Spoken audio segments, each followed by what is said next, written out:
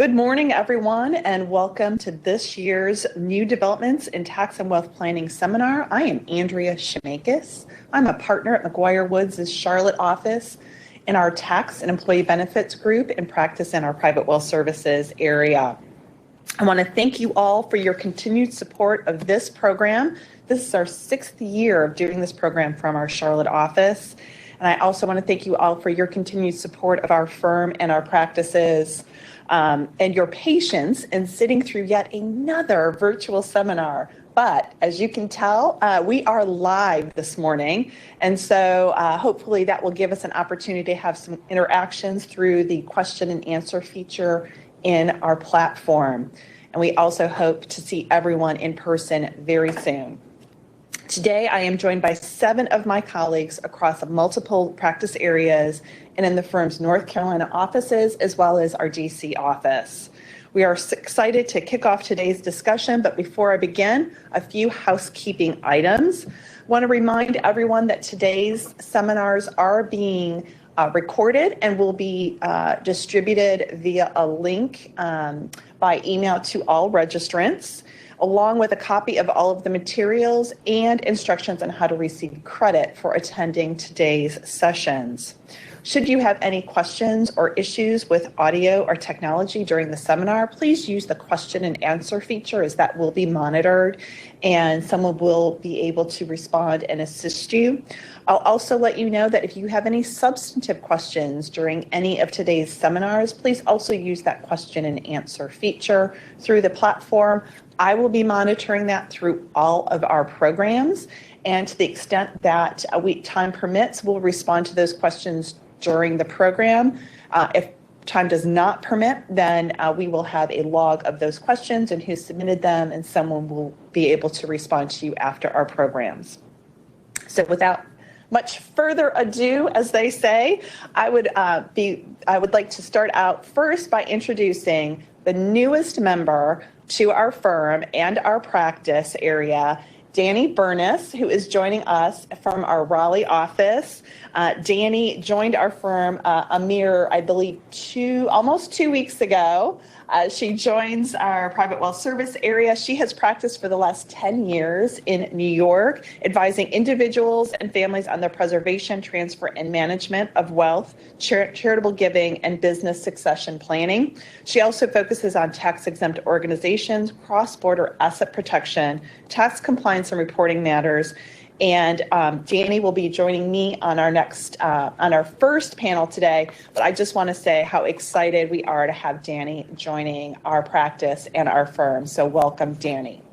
So with that, we're going to start out with our first session, which is gift planning strategies in an area of uncertain taxes. I'm sure this is an area that most of you have had an inundated full email box full of materials and opportunities to participate in seminars.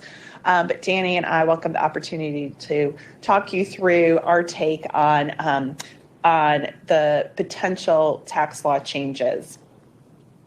We thought, as a background, we would start out by going through just a quick summary of how we got to where we are today. And for me, this is kind of a walk back in time from when I first moved to Charlotte, because I moved to Charlotte in May of 2001. And as many people recall, it was about 20 years ago. That's when we saw the first serious substantive state tax law changes through the 2001 Tax Act, where planners really started looking at different opportunities, because we were seeing this potential increase in the estate tax regime over a 9-year period, culminating in a temporary repeal of the estate tax. So just to kind of level set, not just from the perspective of what the tax laws were and the amount of the exemption, but also just to think about kind of economically and financially where people were. So in 2001, the Dow's average was just under 10,200 and the NASDAQ average was just under 2,000.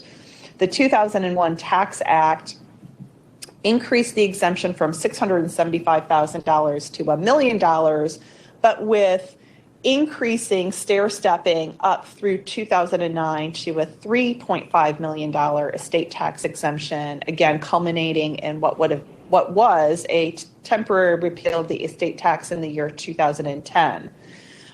Many people will also remember the difficulty we all faced in having to constantly remind ourselves that for the first time there was a decoupling of the estate and gift tax exemption, because the gift tax exemption was locked at $1 million during this period. I'll also remind folks that as part of the temporary repeal of the estate tax in 2010, we also had a temporary repeal of the step-up in basis, and that's something that as people know, is being floated out there as a current potential proposal. Ultimately, we went through that period. People kind of, I remember sort of gliding through those first 7 or 8 years, and then we started getting into 2009, and people started going, okay, what's going to happen? Are we going to have this repeal, this temporary repeal, because there was a sunset built into the 2001 Tax Act that called for the estate and gift taxes being reinstituted as of 2011, effective to levels prior to enactment of the act. So in 2009, 2010, people started thinking, well, what is going to happen? Are we really going to see this repeal? Are we really going to see a sunset? And we thought we might actually see something happen either at the end of 2009 or early 2010. But for those of you who have come out of your PTSD of what happened in 2010, will remember that it wasn't until the very end of 2010 that we actually saw legislation addressing what the estate tax laws were for the 2010 year. So even if you had a deceased who died early in the year, you were grandfathered. You didn't have to make a decision until ultimately what ended up being sometime in 2011. Ultimately, the legislation that was passed at the end of 2010 set an estate tax and gift tax, reunified the exemptions at $5 million, gave an option for decedents who died in 2010 to either opt in to the estate tax exemption of $5 million, which also got you a full step up in basis for all assets included in the gross estate, or gave you the option to opt out and take the repeal of the estate tax and get a $5 million basis adjustment that could be allocated across assets. So people who died in 2010 had an option to either opt into the estate tax system or opt out of the estate tax system.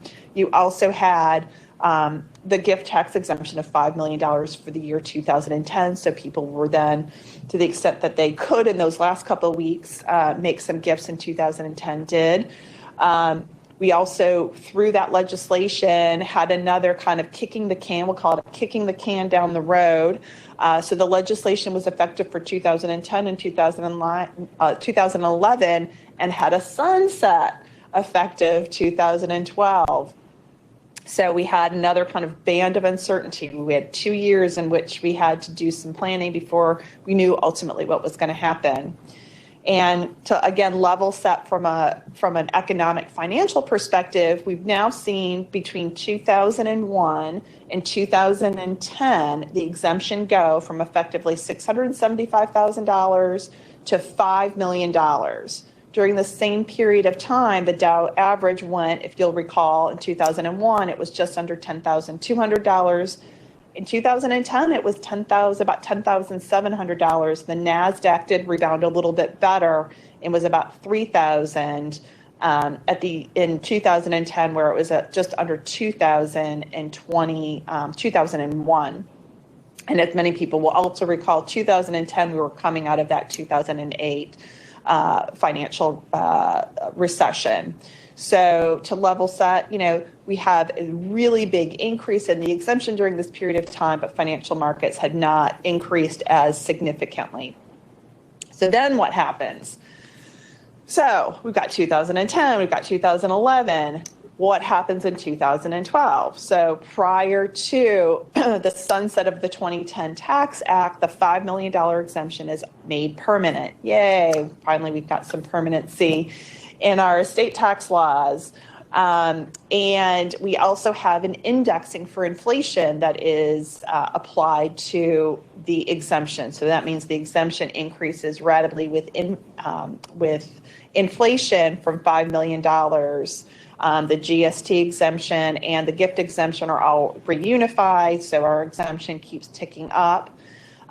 So in 2017, the exemptions with indexing for inflation were just under $5.5 million. And then we have the 2017 Tax Cuts and Jobs Act, which is instituted, which affects the exemption. It actually doubles the exemption effective as of January 1st, 2018. Again, indexing for inflation. For 2018, the exemption amount ended up being $11.1 million. As we all know, for the current year, it's $11.7 million. But what does that 2017 Tax Act do to us again? It puts us back into a sunset position again. So it's got a sunset of the doubling of the exemption effective January 1st, 2026. And so, as we all know, we're in a situation where we're facing, with some definitiveness at least, a sunset of the doubling of the exemption as of January 1st, 2026. But as Danny will talk about, we are also facing a prospect of that exemption being reduced prior to that date through potential enactment of legislation prior to 2026.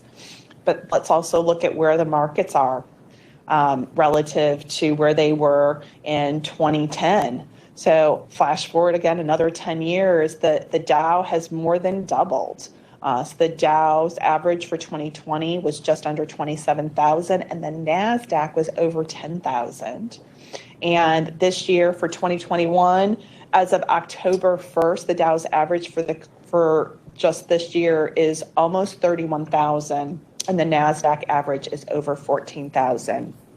So let's put this into perspective on a slide. I used my technology skills in putting the slide together. And as you can see, the blue line is showing the increase in the Dow Jones average from 2001 through the current year, 2021. That's the lowest line. The gray line is the NASDAQ. So that's the run-up of the market in the NASDAQ. And the green line, the one that got the most severe tilt to it, is the increase in the exemption over that period of time.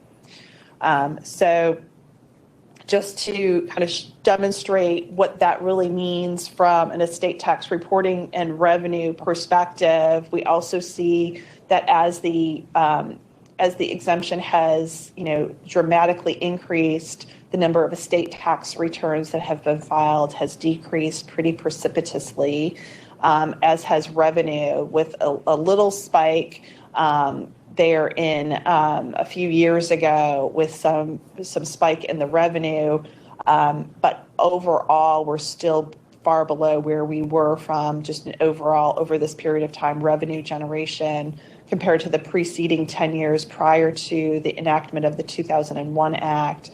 And still, as you can see in the far left chart, really precipitous decline in the number of estate tax returns actually filed. So that takes us really through the enactment of the 2018 Tax Act, which we all know came into play during a time period where the White House, the House, and the Senate the White House and the Senate were controlled by the Republicans, and were able to push through that tax legislation.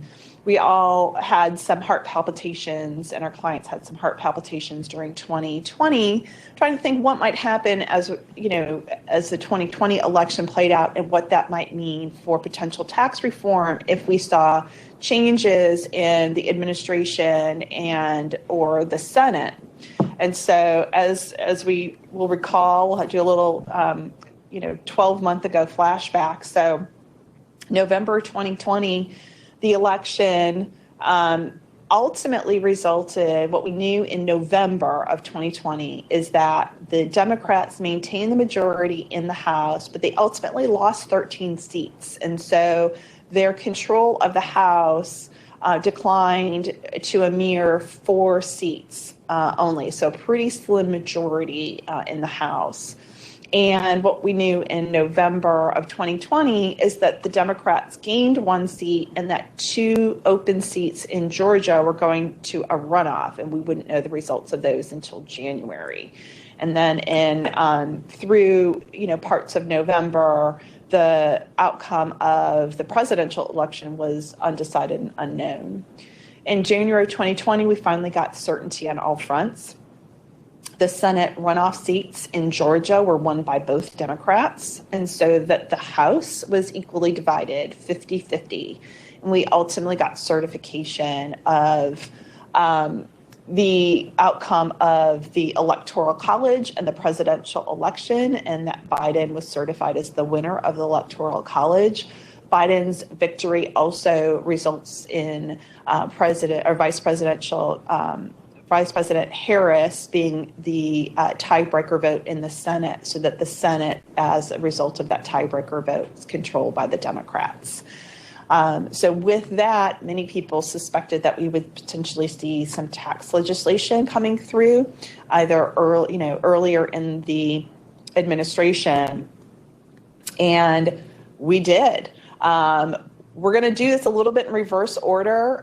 So the administration announced its Green Book, which is the administration's announcements for its revenue proposals, and that came out in May of this year. It was, and Danny is going to touch on this at the back end, it was fairly thin as it pertained to transfer taxes, which I think many of us sort of got lulled into thinking maybe we won't see a lot of transfer tax reform. But then almost exactly a month ago, so on September 13th, the House Ways and Means Committee came out with its proposal under the Build Back Better Act, which has massive proposed legislation affecting transfer taxes. And so with that, I'm going to turn it over to Danny to run us through some of the more pertinent parts of that proposed legislation from the House Ways and Means Committee. Hi. So first of all, I'm so happy to be here. I'm happy to be at McGuire Woods. I'm happy to be in North Carolina in no particular order. Coming down from New York, the firm has been great so far. Disappointing, obviously, that we're not in person and I won't get to rub elbows or, wave from a distance to everyone. But as a side benefit, I think a lot more people might be able to participate now that we're virtual. So I look forward to hopefully meeting a lot of you as time goes on. But to get to sort of the meat of what we know, because when we started working on this presentation, we didn't really have a lot to go on. As Andrea said, the Green Book, I think, didn't have a lot on estate and gift tax because that sunset existed. So do nothing, and in 2026, the exemption would go back to that $5 million indexed for inflation. So there wasn't really a reason to fight it. At least that's sort of my personal view of what Biden was thinking. So at least if we want to really look at the positive side, we have some legislation to go on now. So I'll delve into some of the details in terms of where we actually are and what we're about to delve into in a lot of detail, but it's all on the slides. You can access the slides afterwards, so don't worry about getting down every number and fact. This is the House Ways and Means Committee's budget proposal. It was signed off on by the Budget Committee, but this is just the committee proposal. This has not been voted on by the House yet. It hasn't gone through the Senate. We're still dealing with reconciliation and all of that. So we'll see what changes in terms of any final bill, but these are in part the tax hikes to justify all of the spending in that Build Back Better Act that everyone's been talking about. So that's where we are. One final piece of positivity before we delve into all the increases. Across the board, we haven't really heard anything about clawbacks, which I remember was sort of our big concern the last few times we knew there was a change in legislation. So we're not hearing a lot about retroactivity in any of the proposals, Sanders, Warren, this House proposal. We're not hearing about any repeal of portability. Portability should still exist. And then in terms of what people are actually saying will pass from all of this, we don't know. But Pelosi said in her letter to the Democrats, we're not gonna get everything. We're gonna, let's do fewer things well. So we will see what comes from it, but I think everyone's excited for a summary of what's included in this proposal. So let's dig in. The areas that I want to highlight, these 6, so increases across the board to individual and corporate income tax rates, additional retirement account limitations, exactly what Andrea mentioned about the reversion of the estate and gift tax exemption to that $5 million adjusted for inflation. The big one, I think, that is making a lot of people nervous, elimination of grantor trust benefits, and we'll get into it, but what we mean by that is intentionally defective grantor trusts. Those tax benefits of those intentionally defective trusts are would no longer be available after these would go into effect. And then the same thing on valuation discounts, eliminating valuation discounts, lack of control, lack of marketability for non-business assets. So family, holding companies, marketable securities, basically eliminating those discounts. And then for people who have been able to take advantage of the really generous qualified small business stock exclusions, limitations on those and that type of planning that people have been talking about a lot lately. At least that's what I've noticed. So we wanted to focus on that.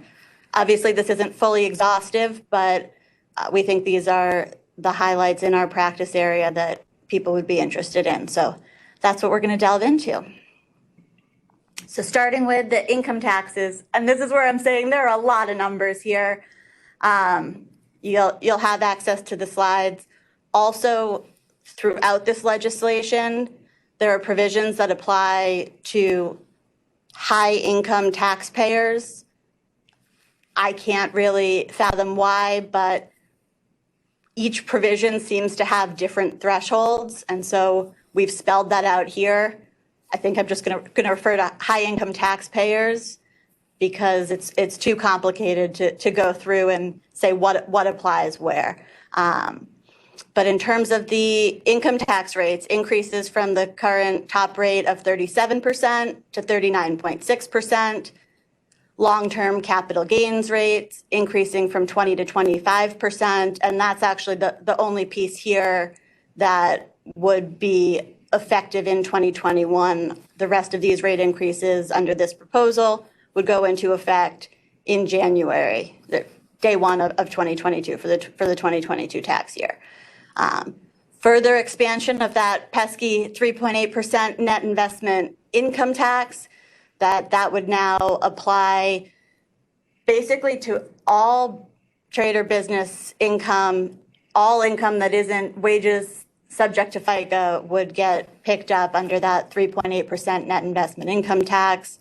On top of that, a 3.8% surcharge on high income individuals.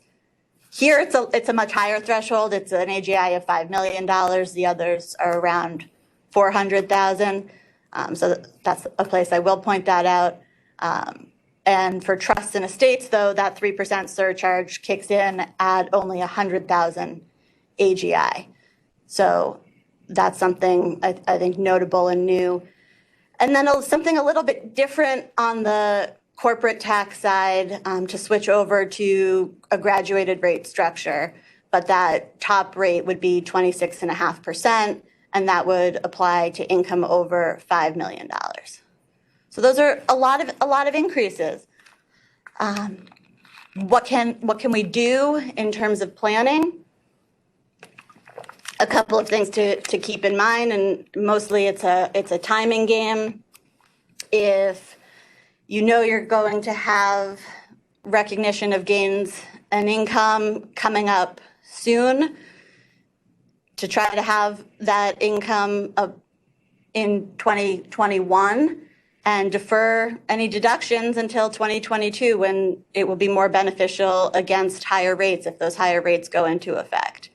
On the capital gain side, if it goes into effect as this proposal is, that would be retroactive to the September 13th date. So there's not a lot that can be done there, but we still don't know. So if you are looking to take advantage of and be conservative, lock things in now. Those other surcharges and other changes aren't scheduled to take effect until next year. And then in terms of planning, there's always charitable planning that can be done for taxpayers who are charitably inclined. Right now, as a result of the CARES Act, the 2021 provisions were extended to apply, the 2020 provisions were extended to apply in 2021. So that means for this year, and we don't have any reason to think this will be further extended into 2022, taxpayers can deduct up to 100% of their adjusted gross income for cash gifts to public charities. So that's a big deal. And for taxpayers subject to required minimum distributions from retirement accounts, there's that same $100,000 that you can transfer directly to a public charity. It applies towards your RMD, but there's no inclusion in taxable income. So that provision is still in place this year. Next slide. So on the retirement accounts, I think this is maybe the most interesting part, even though it doesn't have the most effect on the estate and gift tax side. So just to briefly go over a couple of the rules that would be in place. First, there are general contribution limits for certain high-income individuals.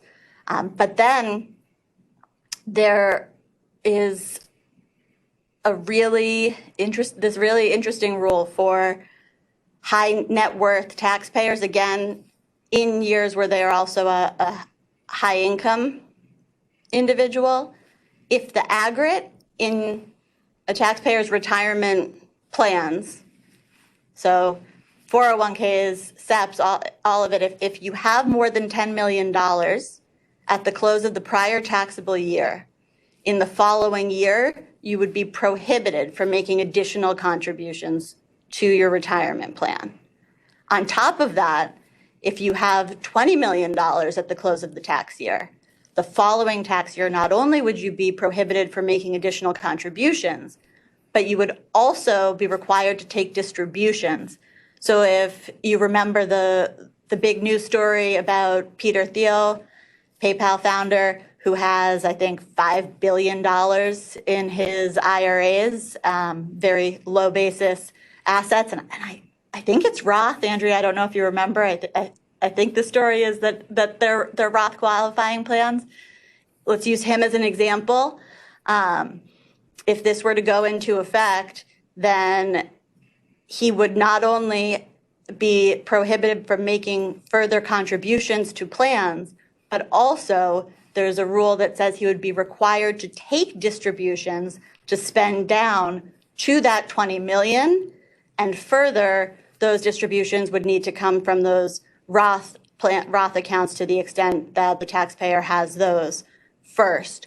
So that would be a very big deal, especially for taxpayers who don't qualify to take distributions yet. They would be subject to income tax recognition on those distributions. So I personally think this is a really interesting piece of the proposal. It's not really on the estate and gift side, but I think it's something to keep an eye out. And then also, if you look at Peter Thiel as an example, how did you get $5 billion into your IRA? Well, you didn't invest in, the Vanguard index fund, S&P 500. And these new proposals would prohibit IRAs from holding investments that require accreditor investor status. If you have those investments, private equity and the like, you have a 2-year transition, but then there would be a prohibition against holding those type of investments in an IRA.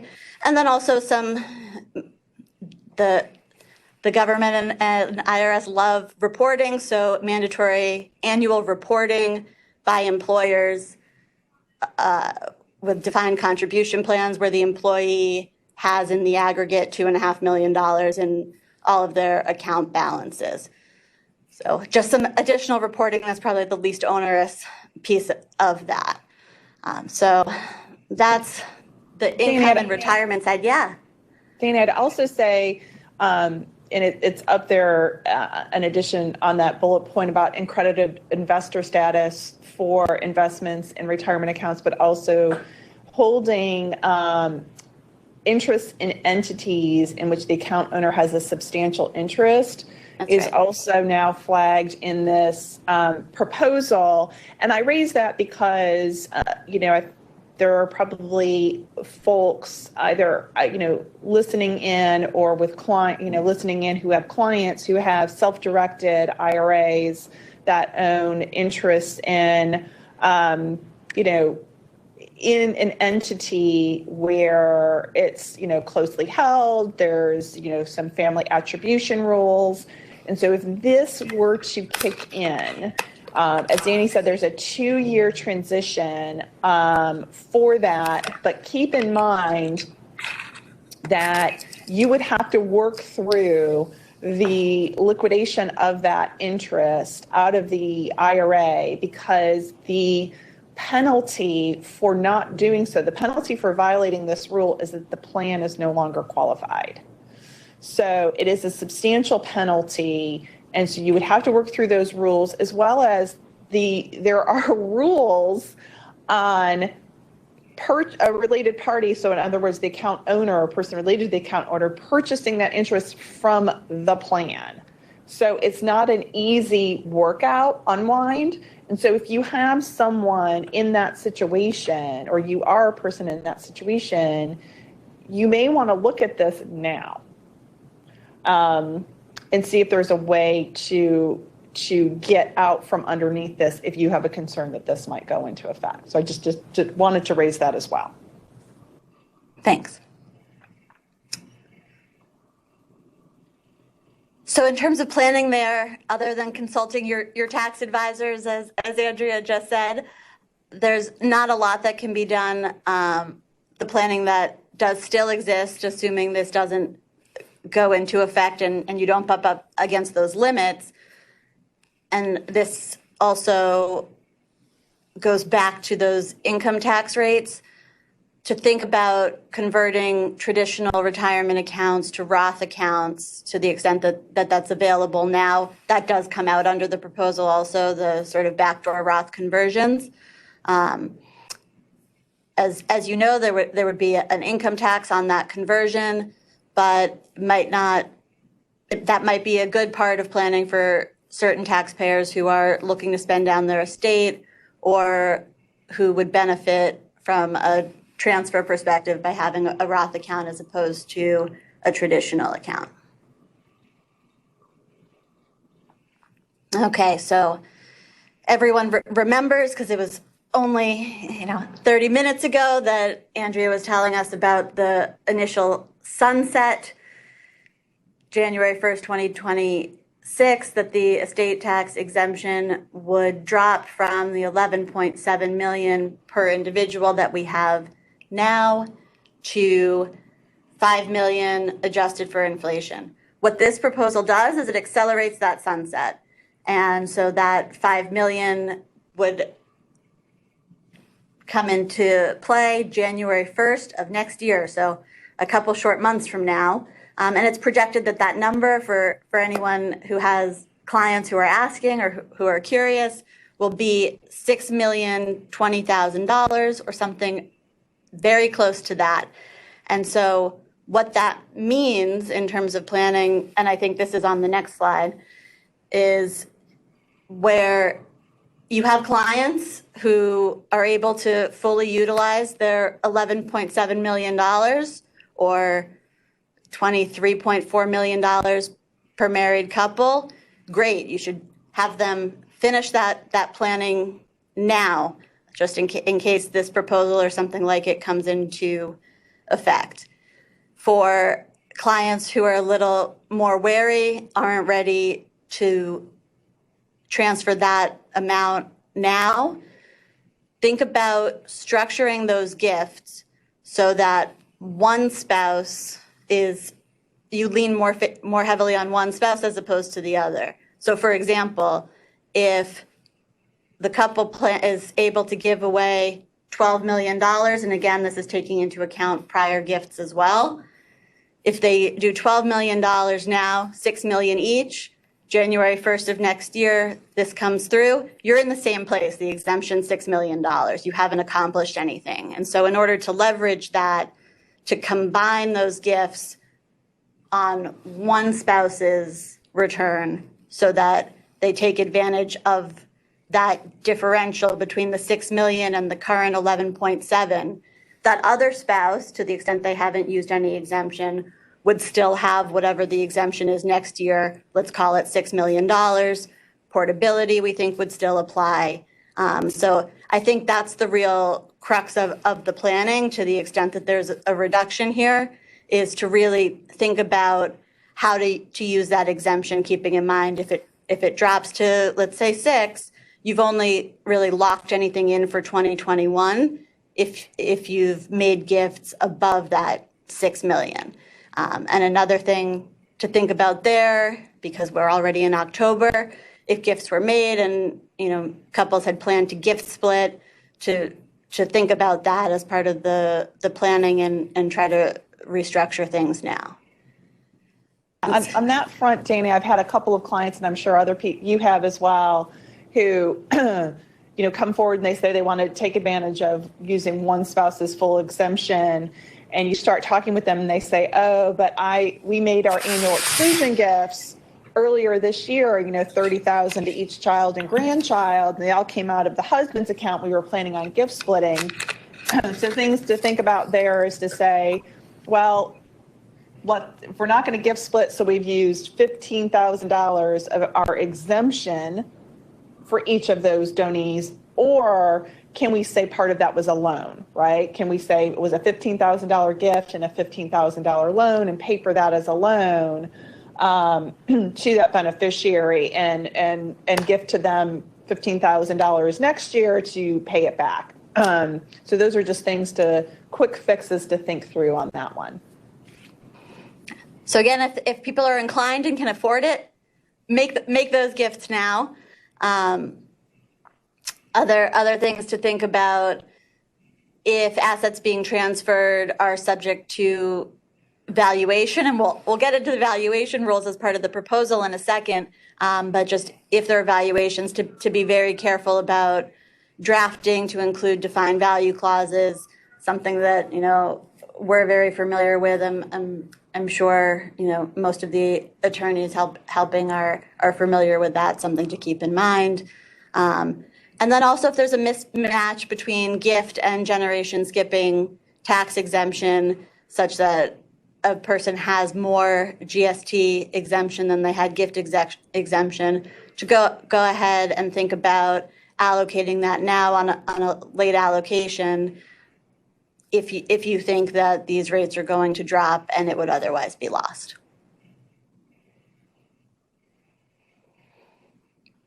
All right, and then I thought that the retirement sections were the most interesting. I think that the most significant section from the estate and gift tax side is this elimination of grantor trust benefits. So I think most people here are familiar with grantor trusts, but just as a reminder, a grantor trust is deemed to be owned by the creator of the trust or another person for federal income tax purposes. So transactions between a grantor and their grantor trust or multiple grantor trusts are ignored for federal income tax purposes. And that, as we know, is has been the basis of a lot of really interesting planning where individuals create intentionally, we call them intentionally defective grantor trusts, right? For estate tax purposes, assets in that trust are not included in the grantor's gross estate, but for income tax purposes, those trusts are ignored. So sales to that trust, there's no recognition on the income tax side, but there is exclusion on the estate tax side. So the common types of grantor trusts that we deal with all the time, insurance trusts, ILETs, GRATs, QPERTs, SLATs, which people have been talking about a lot these days. Those are the common types of trusts that tend to be or have to be grantor trusts. So the effect of this proposal is that there are a couple of pieces. The first is that grantor trusts are included in the grantor's gross estate. So there's a grandfathering rule. Trusts that are in existence before December 31st of this year, if this passes, would be grandfathered and would be treated the same, but any additional contributions to those trusts, and contribution actually is not defined, would be under these new rules, and new trusts would obviously be under these new rules.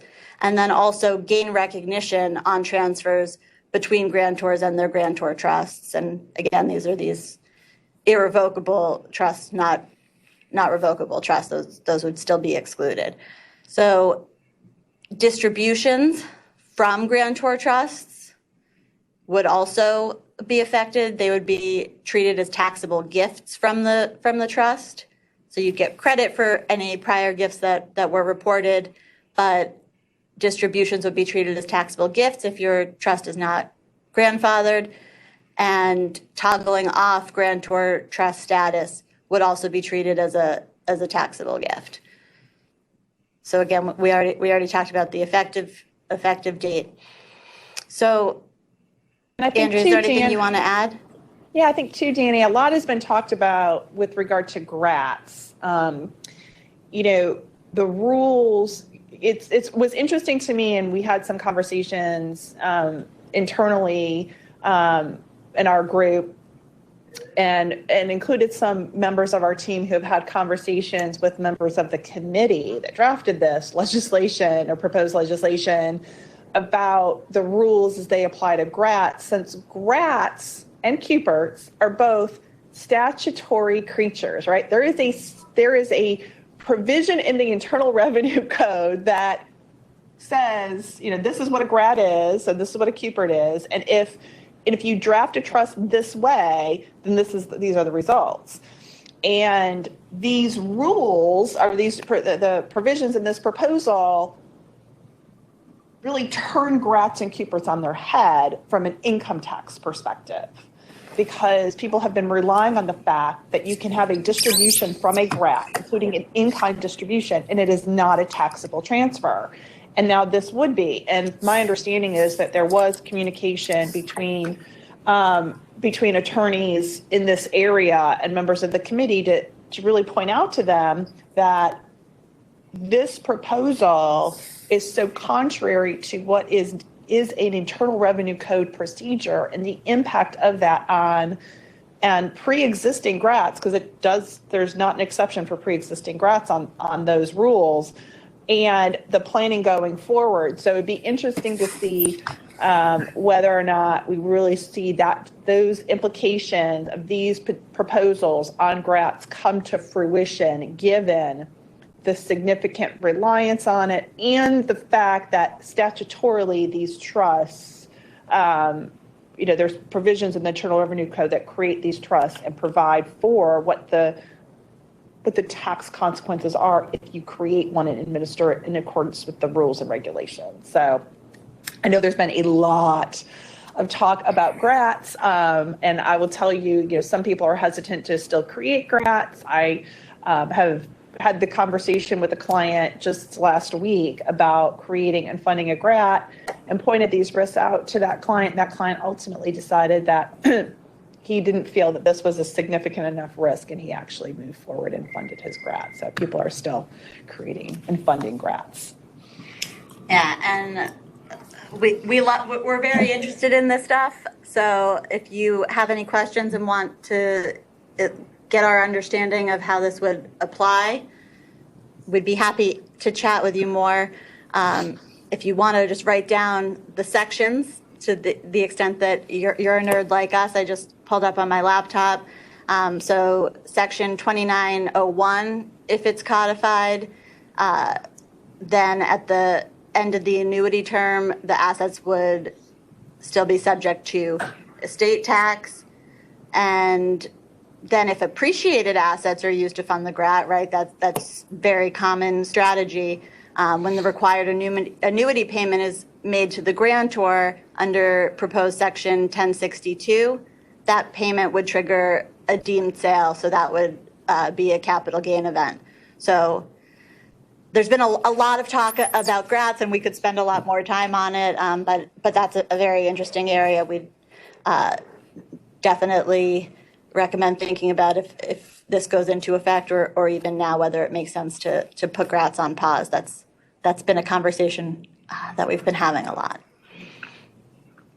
So I guess I'm gonna beat the drum again of, if you're inclined to make transfers this year, make those transfers this year. Complete any contemplated sales between grantors and grantor trusts to take advantage of non-recognition under current law, especially keeping that basis and non-recognition piece in mind. Trying to structure trusts so that they qualify for that grandfathered status. So creating and funding any new trusts this year, or decanting or modifying any non-grantor trusts if it makes sense to make them grantor trusts that would qualify to be grandfathered. For extant trusts, funding them or making additional gifts. A big thing people are talking about here is life insurance. Those premiums need to be paid every year. So if you know what the life insurance payments will be, and people are planning to use annual exclusions to make those payments, that would result in a non-grandfathered trust. You would end up with, sort of a fraction of the trust being grandfathered and a fraction would not. And the result is that trust might not have a lot of value today, but when those, life insurance benefits are paid to the trust, that would be included in the decedent's estate.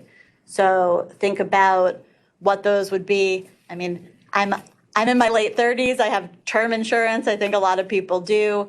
My premiums are really low. I did the calculation, and I'm able to just put that into my life insurance trust now to cover my 30-year term premiums. I wouldn't recommend prepaying the policy. I see no reason to put the money in the hands of the insurance company, but to make that transfer to the trust and to a trust account. Go ahead. And I think on that ILET front, I think a lot of times people forget that ILETs are traditionally grantor trusts. And one of the reasons why they are traditionally grantor trusts is that if a trust includes the power of the trustee, or gives the trustee the ability to use income of the trust to pay insurance premiums on the life of insurance owned on the life of the grantor, then it is a grantor trust for income tax purposes under the Internal Revenue Code. So that power right there makes it a grantor trust for income tax purposes. So sometimes people think, well, what if you just turned that off, right? So what if you wanted to just completely turn an ILET off so you didn't fall into this conundrum? I'll call it a conundrum. You could, but then you're saying, okay, we can only use corpus, so you're really only relying on annual exclusion gifts or other gifts from the trust to pay the premiums. You're also putting yourself in a position where if you wanted to get that policy out somehow of the trust. Now, I haven't really fully worked through all the changes on the grantor trust provisions we just talked about in these proposals, but in addition to that, always remember transfer for value, right? So if you have, so in addition to the grantor trust rules, you also have to think whenever you're dealing with a life insurance policy and a transfer of life insurance policy, is that transfer, does that implicate transfer for value? And a transaction between, getting a policy back to insured between a grantor and a grantor trust, those are all exceptions to transfer for value. So there may be some very legitimate reasons why you would not want to turn off grantor trust status of an ILET. I would also say, and I'm sure many people on the phone are thinking this in the back of their minds as well, the implication of these changes in the grantor trust rules to ILETs has got to have the insurance industry and its lobbyists in a tizzy, at a minimum, a tizzy. And from what we're hearing, I think they were very surprised and taken aback by this. So, well, it would be very interesting to see what happens. Interesting to see how the insurance lobby, talks with members of the committee and members of the House and the Senate about the implication of these rules on their industry. And so I will just leave it at that. Yeah, and there's the last thing to point out, if you have done prior sales to grantor trust and there's an outstanding note, think about making gifts, think about paying off the note to keep that value in the trust and have the trust qualify for grandfather status. All right, so the valuation discounts, which is our next slide. I think, did we go backwards or these are, okay, so I guess I got ahead of myself on the opportunities for grantor trust, so we'll go through it, right? So we talked about flexibility and timing, making sure trusts, have provisions to toggle off grantor trust status that may result in a deemed gift, but it at least gives some of that power back to the grantor. Some other techniques to think about, and I just want to make sure Andrea has enough time for the last piece of the presentation when we finish this, so I'm going to speed up a little bit, but think about loans. We're in, as we all know, a really low interest rate environment, so loans to children, loans for trusts at the AFR. Notably, the grantor trust proposals do not, as far as I can tell, and someone can call me out if I'm wrong, I think that they leave interest payments alone, that payment of interest between a grantor and a grantor trust would not be taxable. So if I'm wrong on that, I'm sure someone will catch me, but I think that's right. And then, as we said before, for charitably inclined taxpayers, that should remain untouched, can provide some leverage through non-grantor charitable lead trusts, with the remainder going to family after a lead interest to charity. So then we'll hit valuation discounts. We'll spend a half a second on QSBS and we'll let Andrea wrap up. Do we have any questions so far, just so I can think about timing? No, okay. So if you have questions, get them and we'll make sure that we get to them. But as I already said, I think in the beginning, quite simply, this is an area Andrea and I at least think has the most teeth. There's been sort of slowly over time pulling back on the ability to use valuation discounts in the estate and gift tax area. So what this proposal would do would eliminate discounts for non-business assets. So common discounts, right? Lack of control, lack of marketability, minority interest discounts. Those would not be available except in the business asset context. And so if you were planning to have an entity that owns marketable securities and, maybe other assets, and to take that discount at an entity level, there's a look-through rule that would look through to what those assets are. And if they're not business assets, Starting after the date of enactment, whenever that would be for this one, those discounts would no longer be available. So I think on the next slide, it's really simple. If you're planning to make gifts or sales of assets with valuation discounts, complete those this year or before enactment, whenever that may be. And then the QSBS, I think we'll leave that in the slides. I won't go into all the detail because it's a doozy. But essentially, a lot of qualified small business stock for people who are familiar or where taxpayers have stock that qualifies. There's a really generous exclusion of income equal to the greater of 10 times basis or $10 million. Some really interesting planning techniques that a lot of people have written about to multiply that discount by using multiple non-grantor trusts. That would be curbed, and then the exclusion would be reduced to 50%. So instead of 10 times basis or $10 million, it would be half of that for all trusts, all estates, and individuals with adjusted gross income of $400,000 or more. And if you're disposing of that stock, you're probably going to have adjusted gross income that puts you into that category. So that's something to think about. Just to point out in terms of Biden's Green Book, really, we've already touched on it. It didn't deal a lot in the estate and gift tax arena. This is sort of Biden's wish list. It was very similar to Obama's wish list. I already shared my thought. There was a sunset, so it wasn't worth, trying to lose chits on that. It has a really interesting 90-year rule that would essentially affect GST, dynasty trusts. It's a little complicated how it comes into effect. It's basically 90 years, but starting in 1940, before my parents were born, which is the point, right? And so that 90 years from that date would be January 1st, 2030. Mostly the provisions are on the income tax side. The other notable estate and gift tax provision is it focuses more, no change to the exemption, no change to the rates, but realization events. So gift or inheritance of appreciated property would be a realization event under the Green Book with a $1 million per person exclusion from the gain recognized.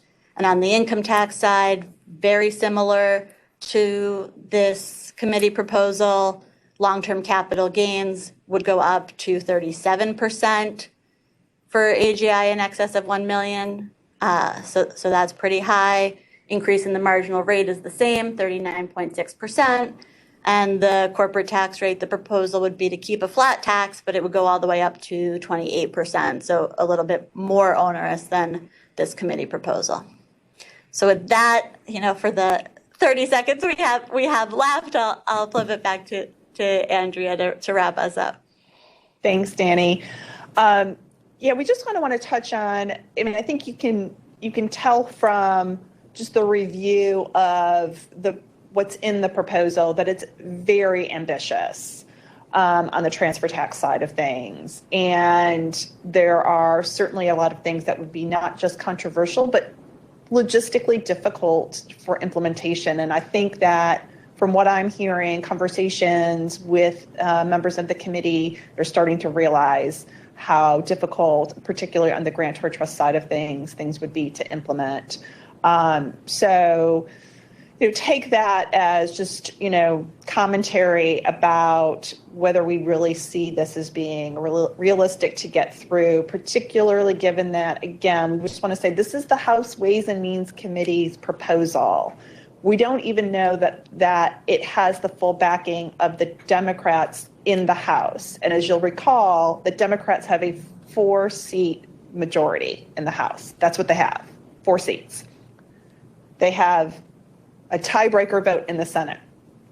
And Biden wasn't pushing in his Green Book for a lot of what we're seeing in this House Ways and Means Committee proposal. But if you are someone or you have a client who is very concerned about seeing some of these proposals come to fruition, Danny touched on what we can do, what you should be thinking about doing on the grantor trust side of things. But if the concern more is on in terms of potentially losing the exemption, but wanting to hedge your bets, I basically hearken back to what we were doing back in 2010, 2011, when we thought we might see that sunset again of the exemption that were in the prior acts. And a couple of things that we did, which are viable, particularly given where we are this time of the year. One is to consider, and a lot of people are doing slats, right?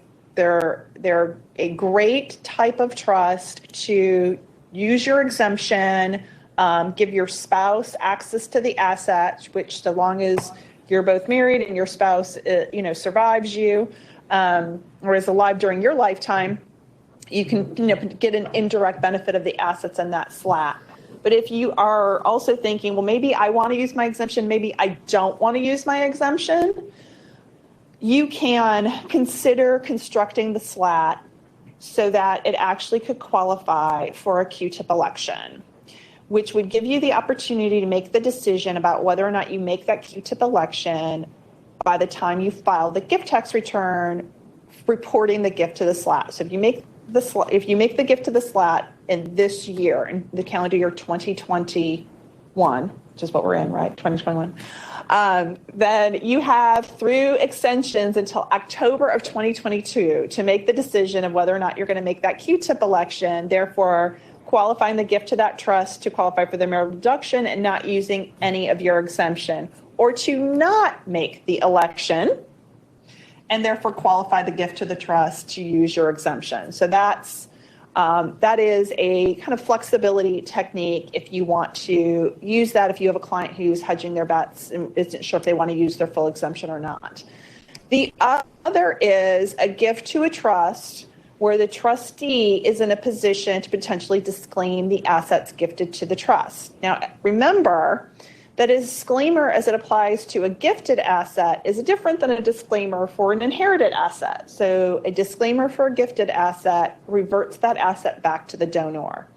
So if you are someone who says, well, I don't know that I would like to get the asset fully back and not just necessarily going into a Q-tip trust, then this might be a strategy that you might want to consider. The things to think about are making sure that your trustee is in a position to actually exercise on that disclaimer.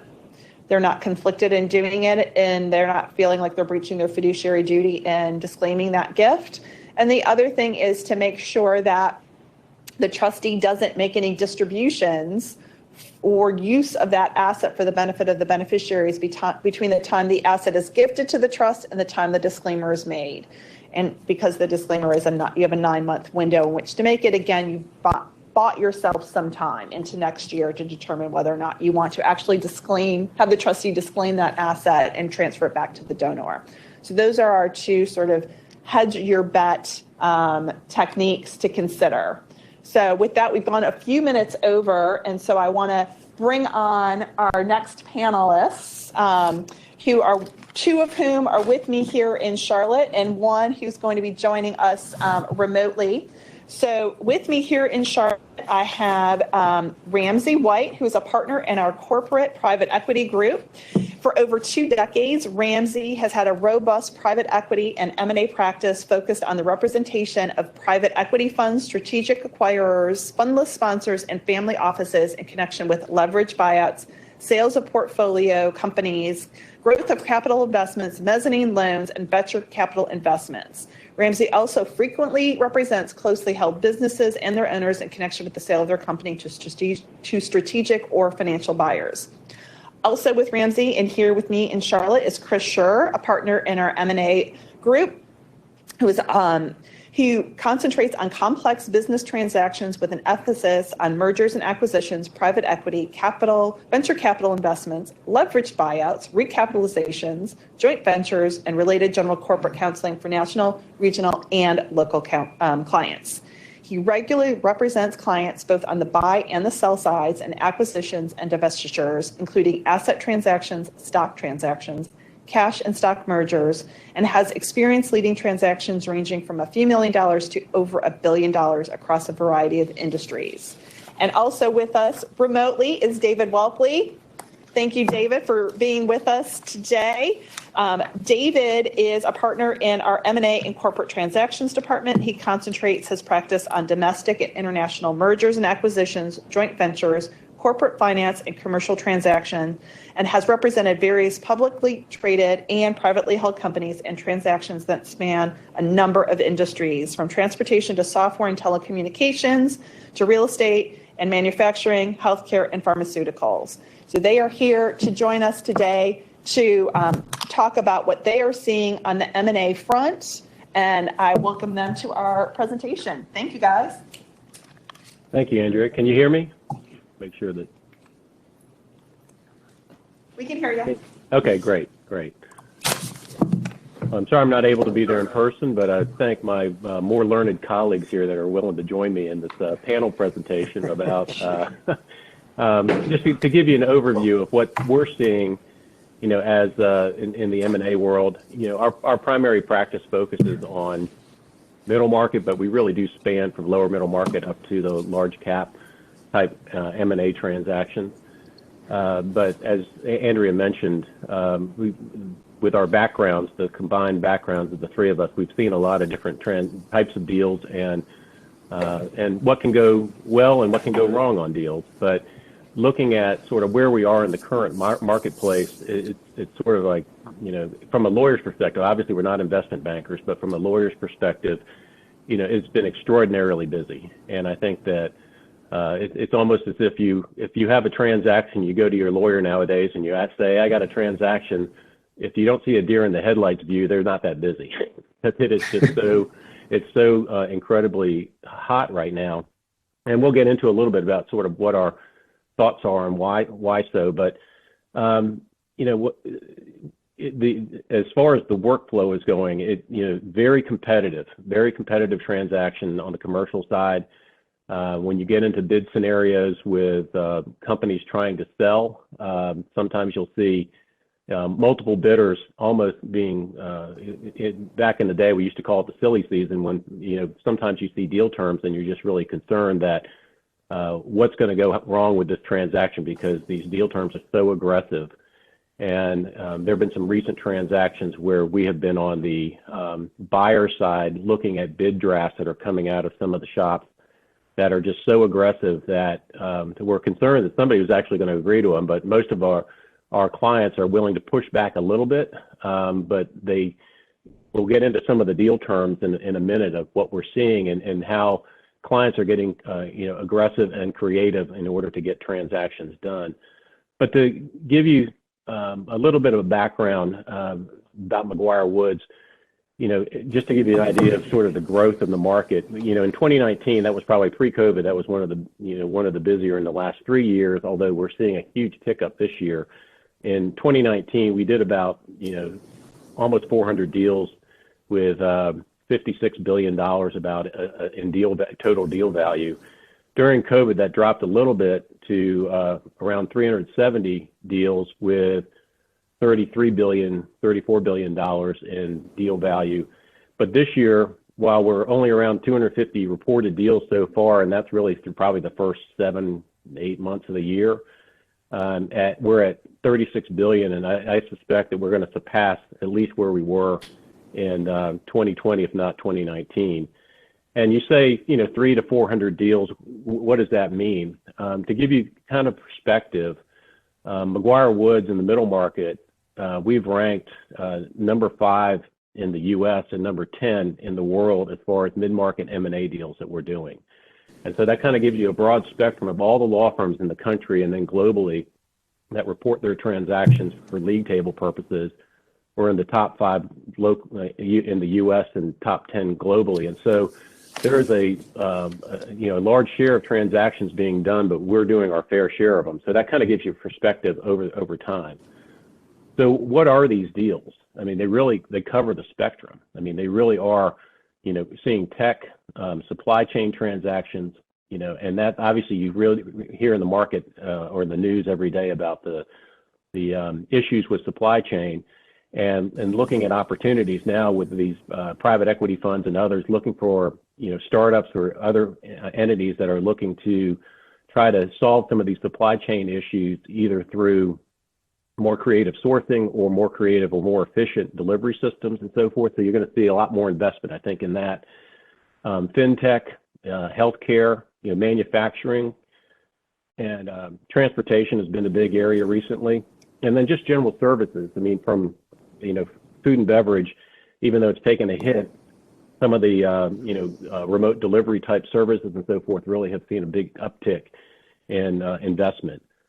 So as advisors, both, on the commercial side and from a lot of the participants in this conference, they're probably hearing from their clients, how do I get exposure to what's going on in the PE space and also possibly in the VC space, venture capital space. Everybody wants some sort of exposure at some level. And, it's a very heated market and timing is everything, but you're wondering, okay, where are we in this cycle? And we'll get into some of the issues, sort of our thoughts of where we are in the cycle. But when you look at, a lot of these transactions, sometimes you're able to get in on a transaction through either a fund that you're investing in or either directly. Sometimes a lot of family offices will play a minority role in a larger transaction, but to do a platform acquisition by a PE fund, and they'll go out and do a roll-up of various smaller entities, which may be sort of, very similar, but they'll roll that up, obviously with an eye to exit either to one of the larger, more established public funds or in some other fashion through an IPO or something along those lines. But just to give you an idea of the frothiness of the market, some of the data is published through various sources, but to see some of the capital that's coming into the market, you look at there was a recent publication about the endowments, where endowments, typically were tried and true. They stayed sort of with the public markets, with the debt markets and so forth, but there was a push over the past number of years to get into more of the PE VC exposure space. And there was a recent article that was published in PitchBook where they showed like Duke University over the past, I think in 2020, their results were published recently. They had a 56% overall increase in their performance. That's not new investment that's not new donations made to the endowment. That's just an increase in value. And Washington University in St. Louis, they were the highest. They were at 65% overall. But when you look at UNC, University of North Carolina, Chapel Hill, or University of North Carolina system, they have a $10 billion endowment. They had a 42% overall increase, but 142% overall increase in VC holding valuation and a 44% increase in PE valuation. So when you see they're making these investments in, high growth investments, and that's a two-edged sword because a lot of these valuations that are being put on these entities that they're investing in is essentially on paper. You don't see it until you're exited in. And so, anything can happen with respect to those increases that they've seen so far over the past measurement cycle. But you can see that there's a lot of competition out there with funds coming into the space to drive these values. So what are the effects on the market? I mean, obviously we're in a pandemic and everybody expected everything to be down, but why is it so crazy? And, obviously some of the investment profiles have changed somewhat, but a lot of the explanations I think are probably a little bit dependent upon one another. We have sort of the overhang of invested funds. We have, these funds that have raised capital in the past that need to deploy capital, and it's so competitive they're having a hard time to do it, but a hard time doing it. And so it's creating some of that competition in the marketplace, but there are a lot of funds out there that need to get capital deployed, and some of them have a life cycle to them, or they have to close out making their investments within a certain period of time. One of the things too is the expectation of increase of taxes, as Danny was talking about earlier. There are, obviously the proposals on the table, and particularly in the M&A space, you focus on long-term capital gains with the potential look back to September 13th. You should, you say, okay, well, the window's over, it's already baked. But I think since we're still in sort of a state of flux of what is going to be able to get out of Ways and Means into the legislation and even through reconciliation, whether that look-back date's going to survive or not, I think there's an expectation that a lot of sellers want to continue to maybe look at opportunities to put their business on the market now to try to cash in if they can. I think also, and as I mentioned with the endowments, there's a lot of influx of capital into the market through endowments. I think family offices have really been active in the market in the space of trying to get exposure to these asset classes, these alternative asset classes, and that's put some pressure on deal valuations where all of a sudden you have more money chasing these deals. And I think some of it too is a little bit of fear of being left out. I think that some of the funds want to make sure that they can get a deal done in order to establish their market cred and showing that they have the ability to get deals done in order to bolster their future fundraising efforts. So, in looking at sort of the deals that we have been doing, and also looking at some of the reported data, there's been a major rush to get deals signed up. And some of this is sort of in the Hart-Scott space where you have a deal valuation where you're going to have to get some sort of government clearance on. And we'll talk a little bit about what that means from the standpoint of deal timing and getting deals closed. But there is a huge push to get deals signed up under exclusivity, and then you start the process of getting them closed. There's a recent Bloomberg study that was published in Deal Lawyers that talked about getting the title was, I think, very catchy. Pending M&A transactions, signing the deal is the easiest part, because there are a number of deals that have been signed up but haven't closed yet. And just for way of a little bit from the statistic standpoint, there are about $3.7 billion or $1 trillion worth of deals were announced in 2020, and about 700 billion of those have yet to close. So there's still a number of deals from 2020 that still have not closed. And then in 2021, year to date is 4.1 trillion, and about 2 trillion of those still have not closed. And some of that still may be tied up in, getting government clearance or, whatever other conditions may be placed on trying to get the deals, the satisfaction of the conditions precedent done. But as you can see, there's a sizable number of deals that while that's driving valuation, and there will be an announcement of the deal if it's a Hart-Scott related type transaction, getting those deals to closing sometimes is one of the challenges that we wanted to talk a little bit about today with my colleagues here, to make sure that as you look at as an advisor or working with clients with a family office, what are sort of the pros and cons? What are the pitfalls with regard to some of these types of transactions? I think one of the things I wanted to discuss, and we tried to make this a little bit more conversational, but one of the things we want to discuss a little bit about when you're in the process of advising a client on selling their business. One of the things, obviously, the first exposure to that is meeting with a broker or investment banker, trying to come up with some sort of valuation for your company, looking at what the marketplace is, and then going out to talk to various potential purchasers, whether it's through a formal bid auction process or through an informal process. But I think one of the things that we see a lot of is when you're proposing letters of intent, or letter of intent start to come in. And I asked Chris, what are some of the things that you're seeing as far as when you are on the either side of the transaction, whether you're on the buy side or sell side, some of the issues that we see with letters of intent at that stage of the game? Yeah, it's interesting, David, to answer that question. You almost have to go back to your introductory remarks that if we were having this conversation, 6 months from now, the answer might be a little different than it is right now in the midst of what may be a record-setting quarter for M&A. I think that there are common problems that we always see, in the 30 years we've been doing this, but they're exacerbated now in my estimation, and that folks are so eager to get deals done that the lawyers get brought in with these term sheets, letters of intent that are don't really address a lot of the difficult issues that you've got to get through, and you've essentially kind of kicked the can down the road. and hope that you can work it out.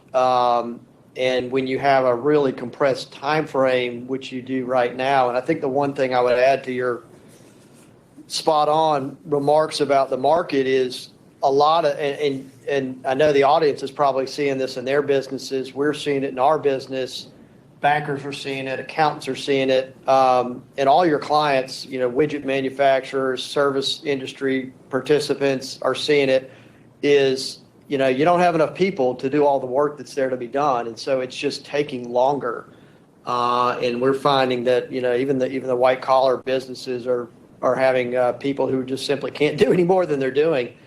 And so you combine those, atmospherics with letters of intent that, reflect parties that are eager to see if they can get something done, as opposed to having, really tackled the tough issues of, what's the deal price really going to be? Are we going to have some complicated earnout structure because we can't come to an agreement on price right now, which is a lot harder to document when you really get down to your purchase agreement? Are we going to share up front, sort of the crown jewels from a diligence perspective so we can figure out if the deal has any legs? Or are we going to hold off on that, like a lot of sellers like to do, understandably? Are we going to hold off on that until, 30, 45 days from now when you're in mid-November and, all of a sudden we've got an issue we've got to work out that's important to both sides. And now we've got, 45 days to work it out and get it documented. So I think those are some of the problems we're seeing. I don't know, Ramsey, if you have a thought on that. Yeah, one of the things I've noticed is some of the features where sellers have tried to remove the risk between at the beginning stage of the process to kind of getting to the finish line, that those mechanisms for trying to remove some of that risk have been really accelerated through this very seller-friendly market. Those are from one of the risks that Chris hinted on, the risk that most buyers do something called a quality of earnings analysis after they get the deal locked up, and they have their accountants parachute in and scrub the seller or the target company's numbers, and if there's some kind of junky accounting or some other noise in there, that gets sort of adjusted and backed out. And if their bid initially was based on the less than perfect accounting, then lots of times there's the real potential for a purchase price renegotiation downward. And so you're seeing some sellers, to get in front of that, are doing sell side quality of earnings analysis now in order to try to ferret out that noise ahead of time and actually present that to the buyers ahead, so that when you're choosing a buyer, hopefully any sort of accounting related quality of earnings risk is already kind of baked out of the process. Another way of, where we're seeing trying to remove that risk is based on the terms that you were hinting on as well in the letter of intent. And that's I've seen sort of the accelerating use of bid drafts in the process, where this is, there's a lot of, a classic letter of intent is about two or three pages long, which is trying to capture a purchase agreement that might be 100 pages. And so there's a lot of detail translating from the letter of intent to a purchase agreement. And so what some sellers are doing, if the bankers and others are thinking that's appropriate for our deal size in this process, is actually have sellers counsel prepare a bid draft of the purchase agreement. And then when you're towards the back end of the process and you're trying to narrow it down from 10, 8 or so bidders down to the top 2 or 3, then you're asking those top 2 or 3 to respond and comment on that 100-page or 70-page bid draft for the purchase agreement. And so that when you're choosing the bidder that you would go under exclusivity with, you know more of sort of the details, and you can actually more quickly get from sort of giving somebody exclusivity into being under contract. Yeah, I think that's right. Because, trying to make sure that you are trying to eliminate as much of that ability of the potential bidder to come back and really cut purchase price, or say it wasn't as portrayed during the initial bid process or something like that. I think that's that's a very important thing. And trying to, look at this from the perspective of, okay, as an advisor to a family office that wants to get into this market, they may not be the primary investor coming in to, take control, making a controlling bid for a company or buy the entire company all outright, but they're investing into a deal that a conglomeration of investors is trying to do that. And just understanding that, the process that goes into, developing the transaction in a way that it's investable, so to speak, that you're committing your capital to a transaction that you feel sure that's actually going to go forward, whether you're leading it or whether you're investing into a fund that's leading it is an important part of this process. And that's one of the things that we are seeing in the marketplace of just the more, as Ramsey said, the more baked it is on the front end when they go out, the more likelihood it's going to close. And that's one of the other issues is, I know we all have seen this, but, making sure you have a good bead on the market as far as valuation. If there's a sell side transaction and they come out with a valuation that's completely, out of whack with the market, making sure as an investor, and also on the sell side, if you're working with your banker on coming up with a valuation, that it's in line with the marketplace, that you're not trying to overreach, because if there is an overreach on it, there's a likelihood that once you get into the process, that's either going to be ferreted out, or if you're lucky on the sell side, it may go forward and close, and you've won the lottery. But I don't know, pushing that envelope, I don't know, Chris or Ramsey, do you have any views on that? Because I've seen it on a couple of transactions where they just come out of the box with something that's not really in line with what we're seeing in the marketplace. Yeah, people are definitely trying to push the envelope in ways that we haven't seen before.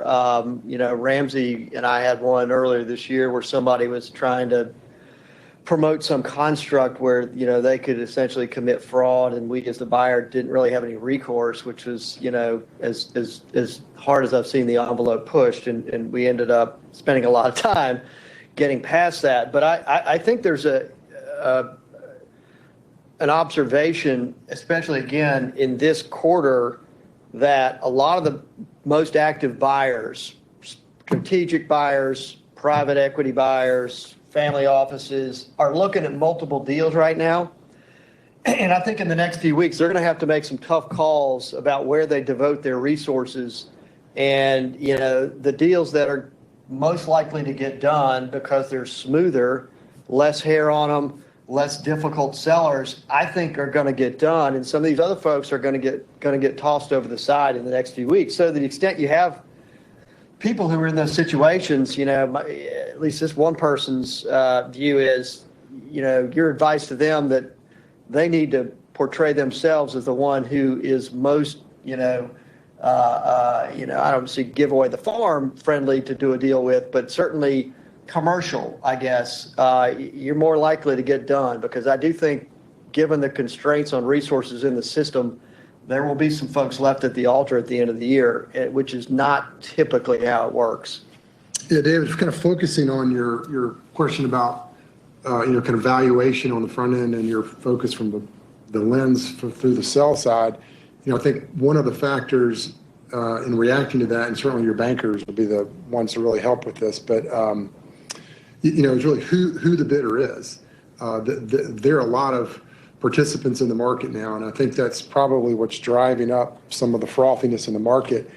Is you always have the traditional private equity funds who are in the market, and they've raised bigger funds and more, and so there are probably there's more private equity money out there. As you mentioned, family offices and endowments are trying to get exposure into it, so it's more on the buy side. And then another sort of really big, I think, material accelerant into the market is the advent of these things called independent sponsors, which are private equity. They're many times structured like a private equity fund, but unlike a private equity fund, they do not have committed capital, and so they would normally need to both raise debt capital and equity capital from their sources in order to close the transaction. And so I think when you're if you're looking at it from the lens of the sell side, is when you're seeing these valuations, is trying to figure out, well, what's the characteristic of the party that's making that valuation? Is it a large public strategic that has the wherewithal to just write that check right now? Is it a large, multi-billion-dollar private equity fund that could probably write the check right now? Is it a more middle-tier private equity fund that probably needs debt financing to do it? Is it an independent sponsor that needs to raise equity capital and debt capital in order to get it done? So I think there are a lot of factors that go into that when you're on the sell side. Yeah, I think that's important because, the surety of the closing, because that's part of the closing risk that one of the things that we're seeing, as I mentioned before, sort of those deal statistics about, deals that have been signed up but haven't yet closed. And a lot of times you don't really have much visibility in why they don't close. I think that, some of it could be government approval. Some of it could be, consents that are required, that you're dealing with a company that has government contracts and you're trying to navigate that process. Or, it could be any number of, there could be some financing contingencies that the buyer, Ramsey, as you mentioned, it's like a smaller PE fund that may need to be cobbling together the financing or may not have a dedicated acquisition line in place that needs to be addressed. But part of this is, on the front end, when as a seller, making sure that you have that buyer commitment there, and make sure you can get the buyer, a viable buyer to the table. But also some of these elements, until you, because a lot of the times when you're signing up the DD, it depends on how developed out the front end of the strategy is on the sale of the company, where those risks have been mitigated by sort of an investment bank, making sure that you've addressed those consent issues. You make sure that you've already analyzed the Q of E issue. You've already analyzed the Hart-Scott issues if it's above a certain threshold, or in an area that's incredibly a consolidated industry where you may have competitive issues.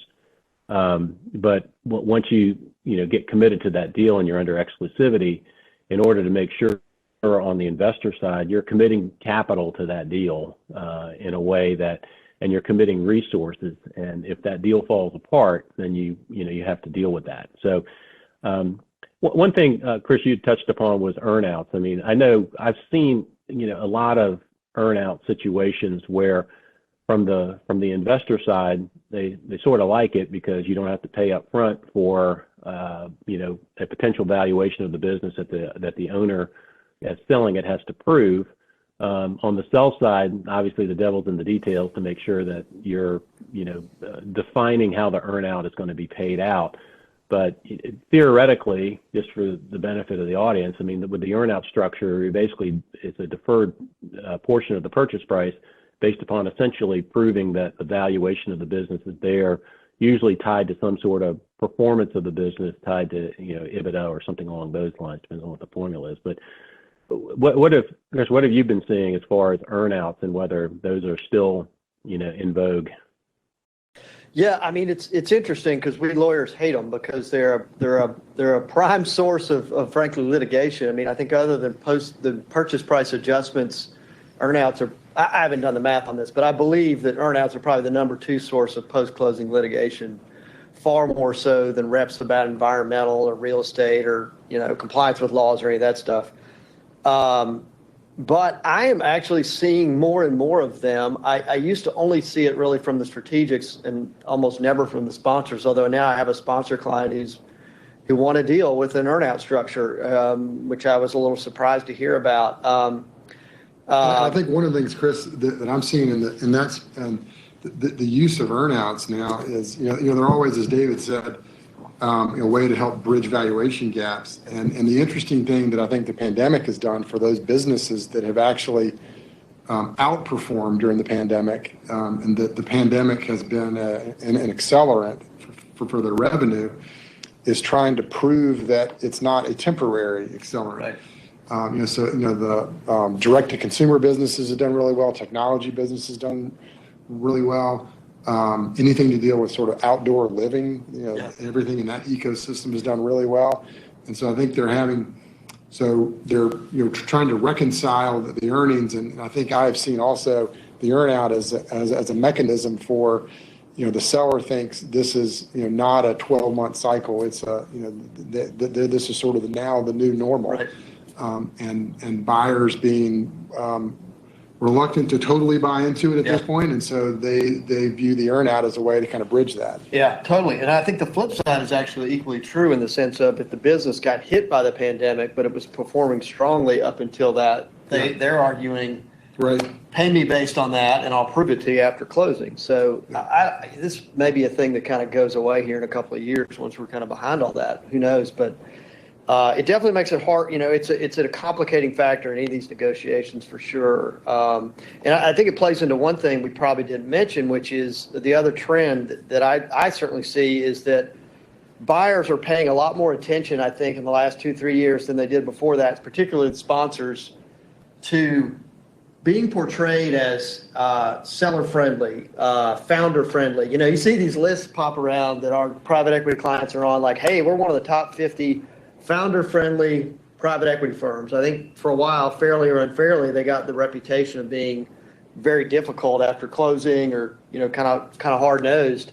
And I think a lot of them have got beat out for some deals by these family offices with 10-year holding periods who were a little more kind and gentle on the founders who rolled over equity. And so now firms, I think, are counteracting that by trying to promote, we're also founder friendly, even though we're a PE firm, or I've got a strategic or two that actually gets a lot of deals that I'm surprised they get on the pricing because they've got a 30-year history of successfully buying these founder-owned companies, keeping the founders in place, running these divisions, and they do very well, right? So they're out there, they're actually marketing that against the PE firms. Like, hey, guy, you could come in here and we'll give you this earn-out structure, and it's not as much up front, but you're going to earn more the next 5 years, and we got a history that shows that people in your shoes do really well. So that's a whole trend. That's a great point for folks from the sell side angle.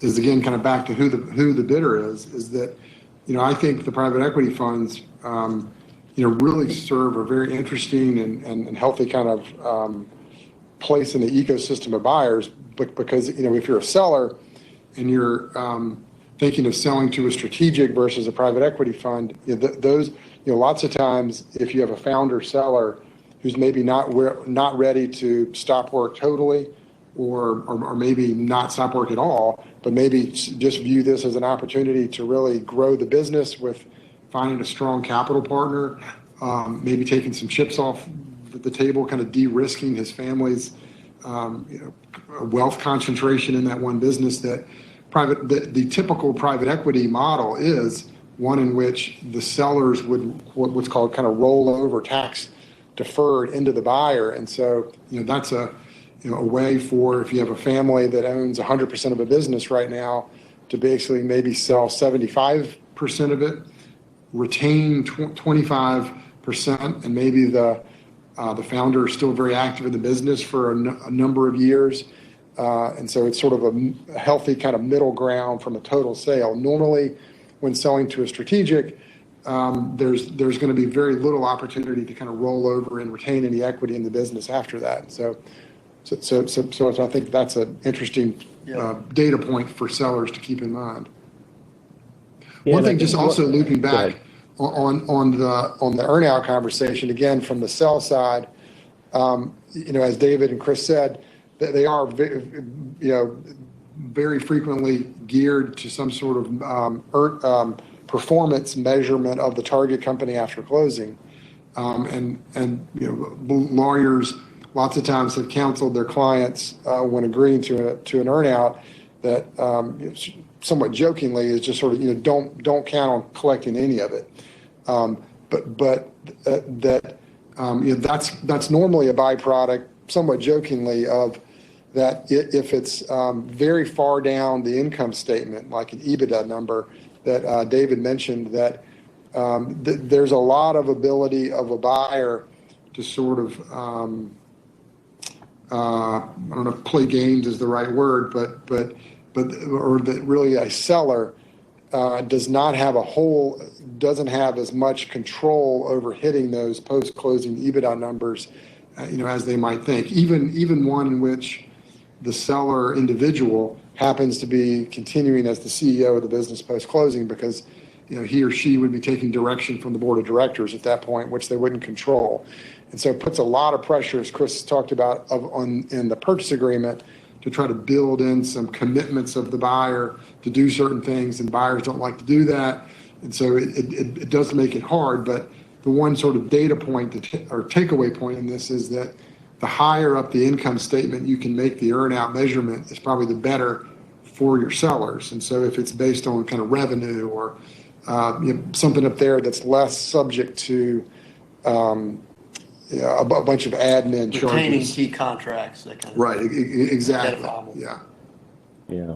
And one of the things I wanted to mention, and Chris, you had touched upon this about sort of the buyer-friendly profile that some of the funds want to, portray. And I saw it mostly in starting out, obviously, with private equity funds that have a fund that they want to exit an investment and they want to liquidate the fund. So one of the things they moved towards was some sort of if the private equity fund owns the company selling it and they don't want any sort of residual liability after because they want to distribute proceeds to their investors, the whole rep and warranty concept came into play where you secure a underwritten insurance policy with respect to the veracity of the reps and warranties that are in the agreement. And it's sort of a separate contract that the either the buyer or the seller, depending on how it's set up, it has with the insurance carrier. So it's sort of separate and apart, but derives from the reps and warranties in the agreement itself. But I've seen that moving more into other scenarios where you have sellers that just, aren't, they may not be a fund looking to liquidate, but they just don't, from a competitive standpoint, they're able to kind of push on the buyer to go get a policy. And initially we saw that just on sort of general company operational reps, but now it's more on the fundamental type representations that I own the company, that I have the authority to sell it. And some carriers, historically the carriers have pushed back on that or charged an exorbitant premium, and they, there's been sort of the swing in the pendulum where they started insuring those risks on just pure ownership. But when it comes to indemnity claims and so forth, and looking at the way how to exit a transaction, if you're selling to a company or to a private equity fund that is sort of portraying themselves as being founder friendly, the fund doesn't want to be coming back against its new minority owner or employee or have a disgruntled employee on some sort of indemnification claim. What have you guys been seeing as far as rep and warranty insurance and how it's actually been deployed in practice? I mean, I think in my practice, it is over a certain size of deal, sort of in the $20 to $30 million enterprise value. It's pretty much in every deal. And it's in this market right now, which is very seller friendly. I guess maybe looking at it from the opposite angle, it's not so much that the rep and warranty policy is required, but I think that sellers have an expectation that their post-closing liability would be one that's very limited and one that would reflect as if the buyer had purchased the rep and warranty policy. And so you see some deals larger where that's the indemnity setup, but the buyer just kind of chooses to kind of insure that risk themselves and don't actually buy a separate policy. But I have found it really almost a transformational kind of product in the M&A space. That anything about it's made, just for the audience sake, you have, it's, as David said, it's a policy that basically backstops pretty much all the reps and warranties that a seller makes, and that ends up being, in some instances, the exclusive remedy that a buyer would have in the event of a breach. So the seller makes spends a lot of time negotiating and making reps and warranties about its business and everything, and then at the end of the day has very, very little exposure to in the event that those reps are wrong. And it's the carrier stepping in. Yeah, I would say though it's a great, very useful tool, but I think that unfortunately it's gotten, because people are learning about it, people who don't really understand how it works are out promoting it to a lot of founders without really making clear to these business owners how it really works. So it doesn't cover known risks. If you have existing employment litigation, it's not covering that. Right. That stuff's carved out. So we find ourselves as lawyers in situations where clients come to us and say, oh, well, we've got this rep and warranty insurance, so I can sleep at night. Well, sorta. Right. It covers all the unknown stuff. But if you've got existing litigation or like every insurance policy, there are exclusions, and they will exclude things that are known problems. There are categorical exclusions for different things that the underwriters, it's a market, so it moves. And as they get exposure, they start excluding things that they get hit on. So you really need to talk to, really, I think, lawyers in those situations who do this sort of thing and can walk the client through it before you set expectations really high that this is a cure-all, because it's really not. And I think the other challenge is that, David was right. This market has really, developed and really matured very quickly. But to the point of this year, for example, a lot of the insurance underwriters have already hit their premium targets for the year, and they're being extremely choosy right now which deals they underwrite. Their people are fried, and they've already hit their numbers, and they are being very choosy. I mean, we've got several deals. Well, I'm not sure we've got term sheets that contemplate this structure that I don't know that we're going to be able to get the insurance, and we either table the deals to the first quarter, which has negative ramifications for the sellers and maybe the buyers, or we have to go back to the old style of baskets and escrows and what have you. But, for example, the healthcare space, I mean, very difficult right now. Between now and the end of the year to get a healthcare deal done with rep and warranty insurance is very hard. And so anyway, I just, I think it's one of those things we just got to remember. It's a useful tool, but it requires more than a superficial level of discussion, I think, with business owners who aren't familiar with it, because it's not a panacea. Yeah, and just to kind of show the exclamation point, if you will, on how busy an M&A market 2021 has been, is that most of the carriers, I think, hit their premium target in July. Yeah. So they budgeted. So you've had basically an entire year's projected worth of activity for these carriers had packed into the first 7 months of the year. We have about a few more minutes left. I wanted to talk a little bit about, some of the advisors here are working with family offices or other clients that their clients are screaming at them, I want exposure to this market. And, obviously how busy it is, how frothy it is, timing is everything. It may not be the appropriate time. It could be a great time depending upon what the investment is. But what are some of the entry points that you guys see, for if we're representing a family office and they say, listen, I want to get into X, Y, and Z, what are some of the entry points that you guys see for a family office, and sort of what types of investments or size of investments that we're talking about? I think, a classic and probably the easiest might be trying to invest as a limited partner in an existing private equity fund. That's would likely give the family office some sort of a diversified exposure, because those funds are going to hold anywhere 10-ish to 12, 13 different portfolio companies, and so you're making your limited partner commitment on the front end, and during a probably 3 to 5 year period, they're drawing down that capital from your clients over that period of time and investing it. And then over the next 5-ish years, there's a return as those portfolio companies are sold. And that's a very passive way to sort of get into that space. And I think your ability to kind of get into that is probably, most of the mature private equity funds have a team of people dedicated to kind of LP, kind of fundraiser investor relations. And so they're sort of always out there talking to their own limited partners and sort of getting ready for the next fundraise, if you will. And so making sure that you and your clients are in that cycle, it'd be sort of reaching out to those individuals to make sure that you're in the cycle on that.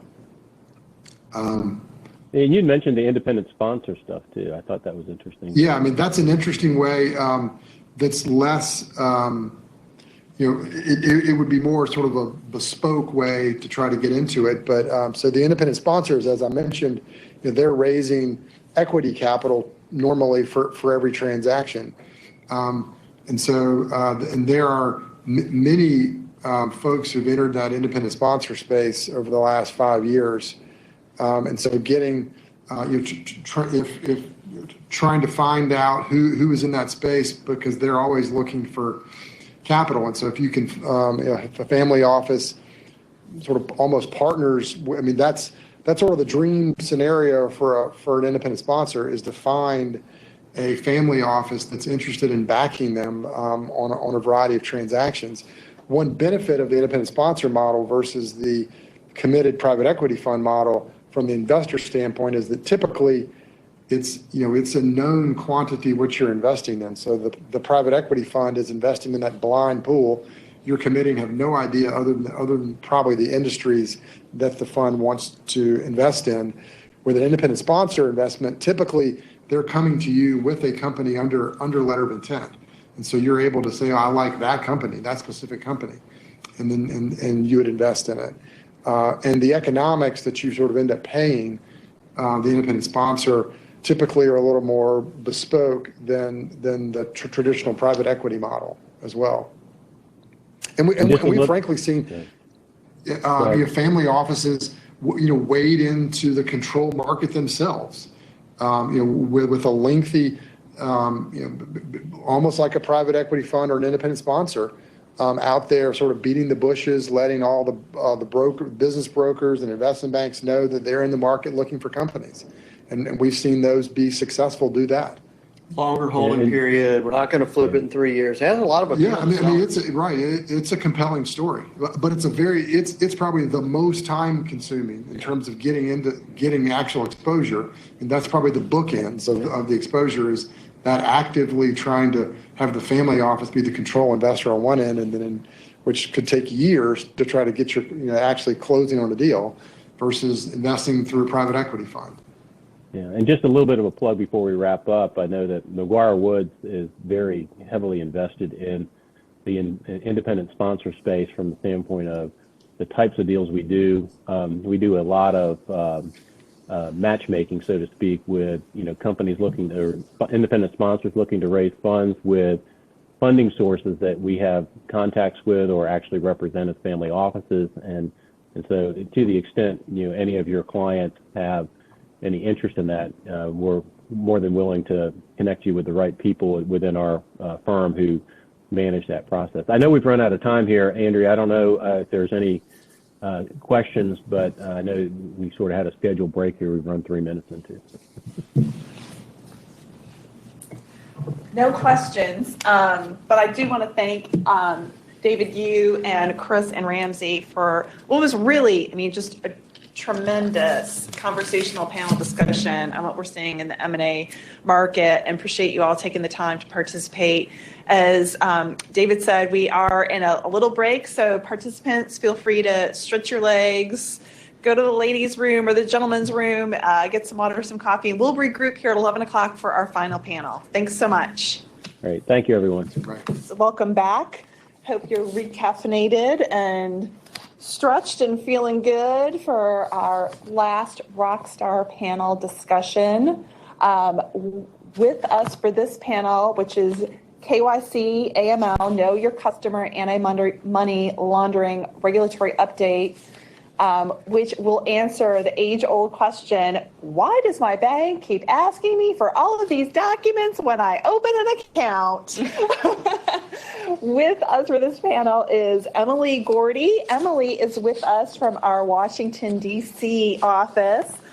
Emily is in our financial services litigation group. She draws on her wealth of experience as a regulator. Emily handles a wide range of compliance and enforcement issues affecting broker-dealers, fintech companies, investment advisors, investment companies, and municipal securities dealers.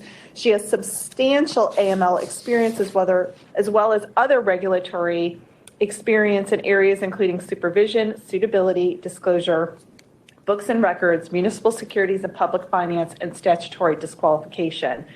She's also extremely well versed in the examination and enforcement practices and policies of the financial services regulators. Emily, thank you for joining us from DC. And here in our Charlotte office, I have with me Jody Lawson. Jody is in our complex commercial litigation group, who has a wealth of experience as well in financial services litigation. She represents clients from start to finish in their most challenging litigation matters and has extensive experience defending Fortune 100 companies and other businesses in cases involving torts, contract disputes, property disputes, class actions, fiduciary, energy, and financial services litigation.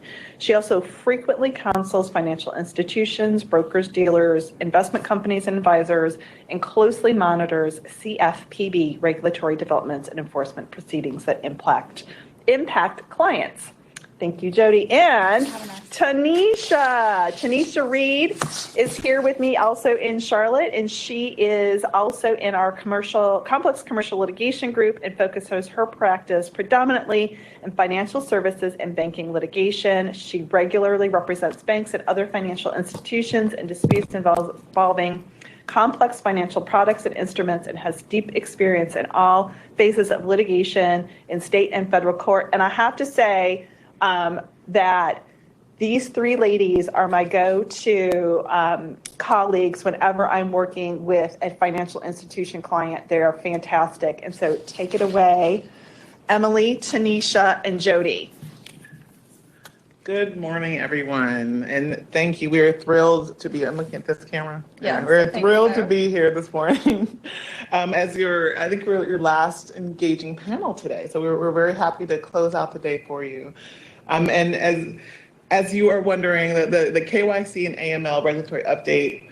Why has that been? Keep asking for this information. If you're a customer at a financial institution, they might wonder, why is this information so important? Why should I care about this information? Why does my bank care about this information?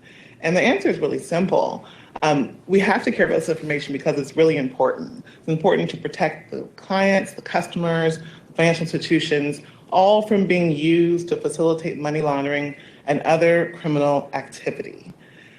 We want to make sure that the suspicious activity is not only identified, but that it gets reported, and gets reported in the right way and to the right people. So how are these goals being met? These goals are currently being met by requiring financial institutions to meet the KYC and Customer Identification Program, or CIP, requirements. The KYC, CIP requirements are not going anywhere. They were established in 2002, and they have continued to expand over time, which is even evidenced by the most recent 2020 Anti-Money Laundering Act, which we'll talk about a little bit later. We'll also cover the AML program, the requirements for the Customer Identification Program, and the enhanced due diligence requirements as well. There are several statutes that have been enacted with the purpose of combating money laundering issues, and those are the statutes that have set the requirements for that we're going to be talking about today. Congress passed the Bank Secrecy Act in 1970 as the first of the laws to fight money laundering in the United States. The BSA requires businesses to keep records and file reports that are determined to have a high degree of usefulness in criminal, tax, and regulatory matters. The documents are filed by businesses under the BSA requirements, and they're heavily used by law enforcement agencies, both domestic and internationally, to identify, detect, and deter money laundering, whether it's in furtherance of criminal activity, terrorism, tax evasion, or other unlawful activities. The Money Laundering Act of 1996 made money laundering an actual federal crime. The USA Patriot Act of 2001 was actually amended the BSA of 1970 and went into effect in 2002. FinCEN, the Financial Crimes Enforcement Network, was created in 1990 to support the federal and state and local law enforcement agencies by analyzing this very important information and using it as a tool to fight against money laundering. OFAC, or the Office of Foreign Assets and Control, is our way to enforce all of this. They enforce and administer the economic and trade sanctions when institutions are not following the requirements that they're supposed to. And there are other criminal money laundering laws as well that have been enacted that I won't discuss in detail, but all of them are here in order to protect companies and customers from the information that they have to require.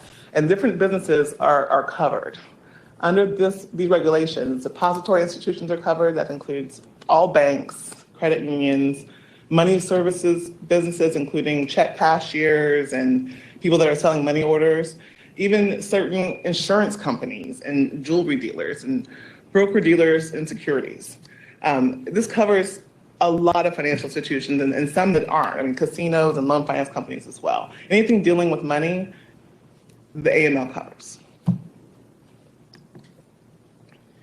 So let's talk about the AML program requirements. And these are set forth in, frankly, the Patriot Act that amended the Bank Secrecy Act. And this was enacted in April of 2002. And this essentially says a covered business, those businesses that Tanisha just mentioned, must establish and implement an effective written anti-money laundering program that is reasonably designed to prevent it from being used for money laundering. And so there's a couple of things that are required. And these are what we typically describe as the four pillars. You have to develop the policies, procedures, and internal controls to make sure that all these requirements are met.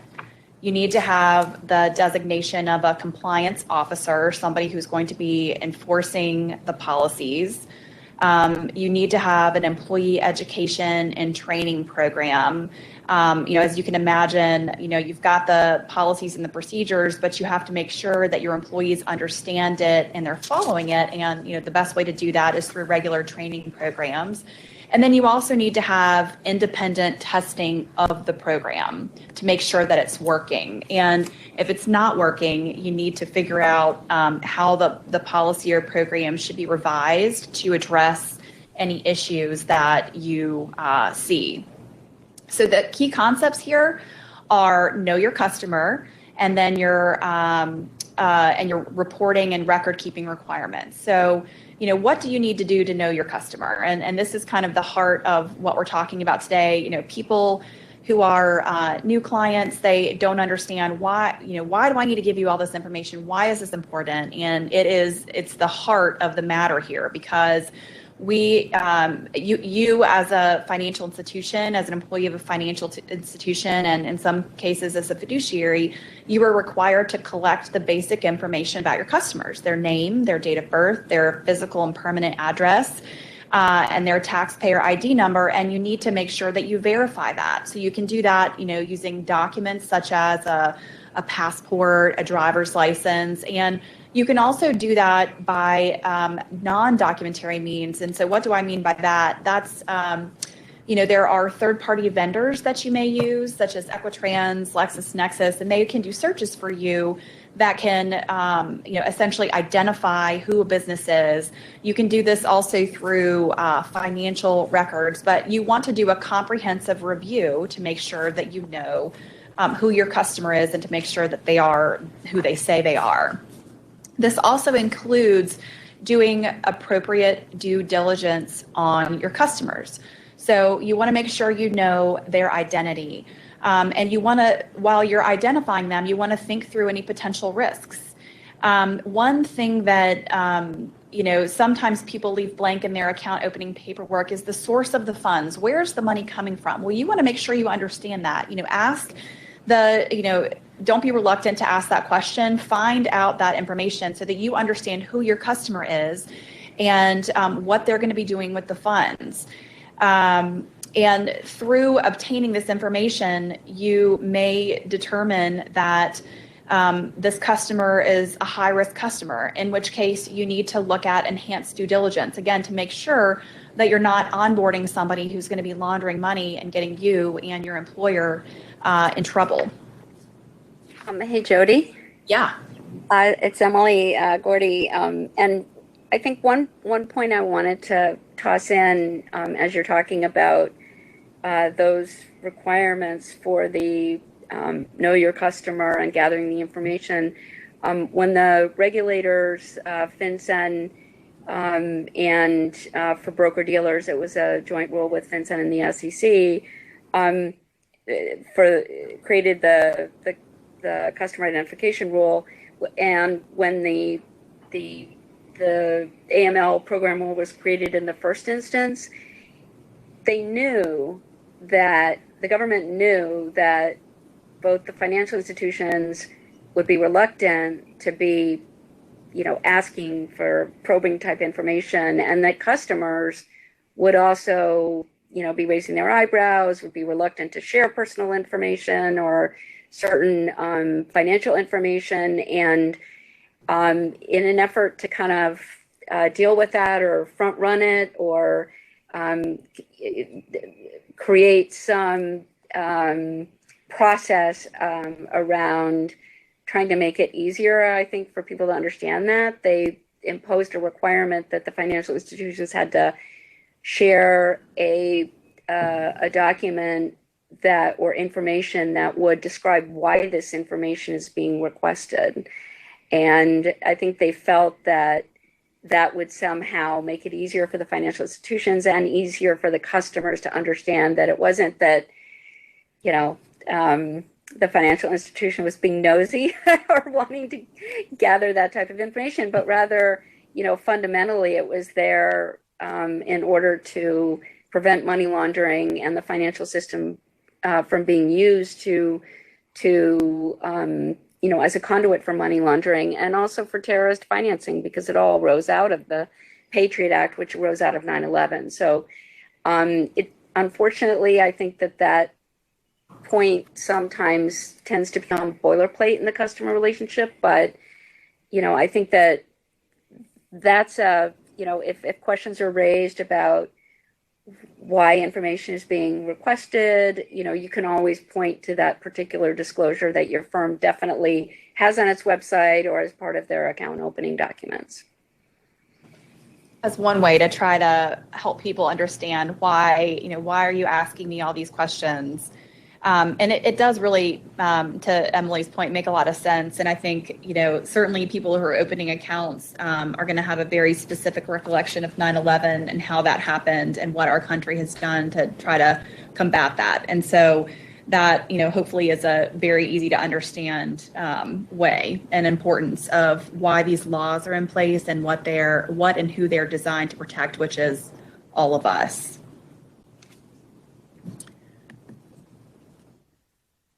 So there is no one-size-fits-all AML program. I know a lot of people that are here today, you work at different institutions, and there's just not one, this is what's going to work for you and it's going to work for everybody. And what we want to focus on here is, and what you want to be thinking about in terms of your AML program is, who are you serving? And you want to try to figure out what are the risks. So this is looking at, different types of customers, different locations of customers. There are certain, depending on where a customer is located, could be an indicator. You want to look at the different types of products that these customers are looking at. I mean, is it a deposit account? Is it a brokerage account? Are there any margin lending requests that are going to be opened, or any margin accounts that are going to be open that, there is obviously some inherent risk there and they could potentially be riskier. And, this really is a risk-based approach. So think about who you're serving, what types of products they're interested in and are opening. And then from there, make sure your program is tailored to address those different potential risks.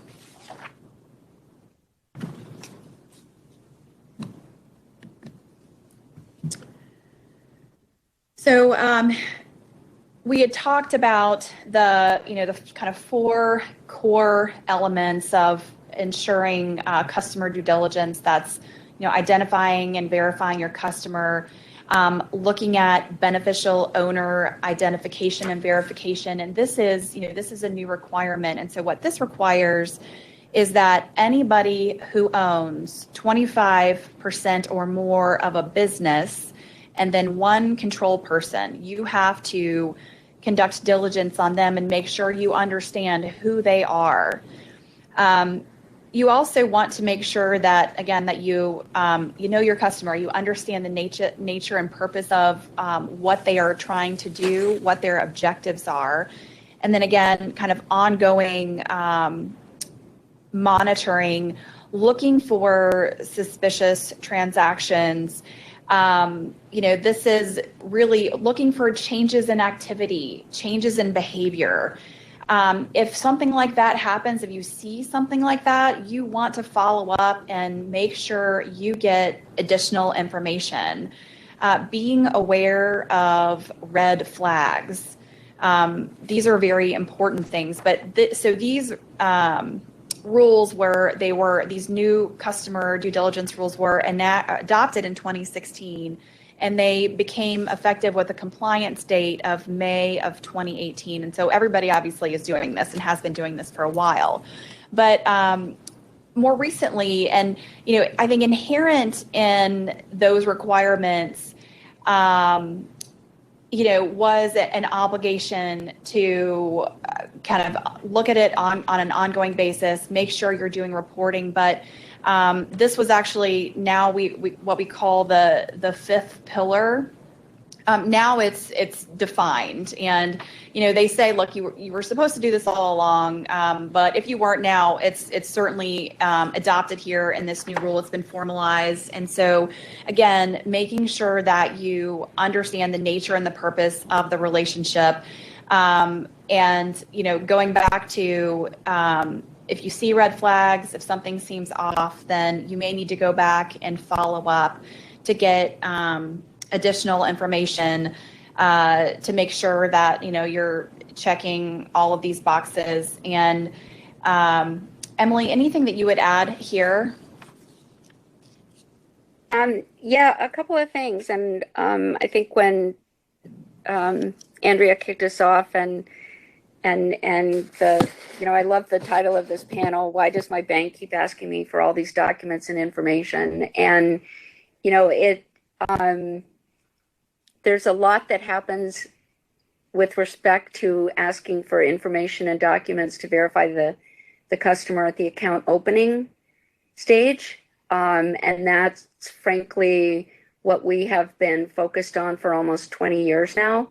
When the original customer identification program went into effect, it was all about identifying the customer when they became a customer of the financial institution. And what's important to understand about that obligation is, it's not a one and done obligation. And do the KYC, do the customer identification, check the boxes, get all the information, all the documentation, make sure it's in the file, make sure you can verify the customer's identity, and then you can move on and do business with your customer. And what the regulators have been doing over the past decade or so is creating an implicit obligation, if you will, for having a continuing obligation to update customer information, make sure that you know that you gather additional information if it's necessary. So it's not just at account opening. And the basis that they did it, and there was a kind of a lot of pushback initially because financial institutions were saying, well, where's the obligation? You have to do it when the account's opened. And what they would say is, well, how do you know your customer? How do you comply with your suspicious activity monitoring, investigation, and reporting obligations if you don't know all of the detail and current detail about your customer and what they should be doing with their account to know that what they're doing is unusual or suspicious?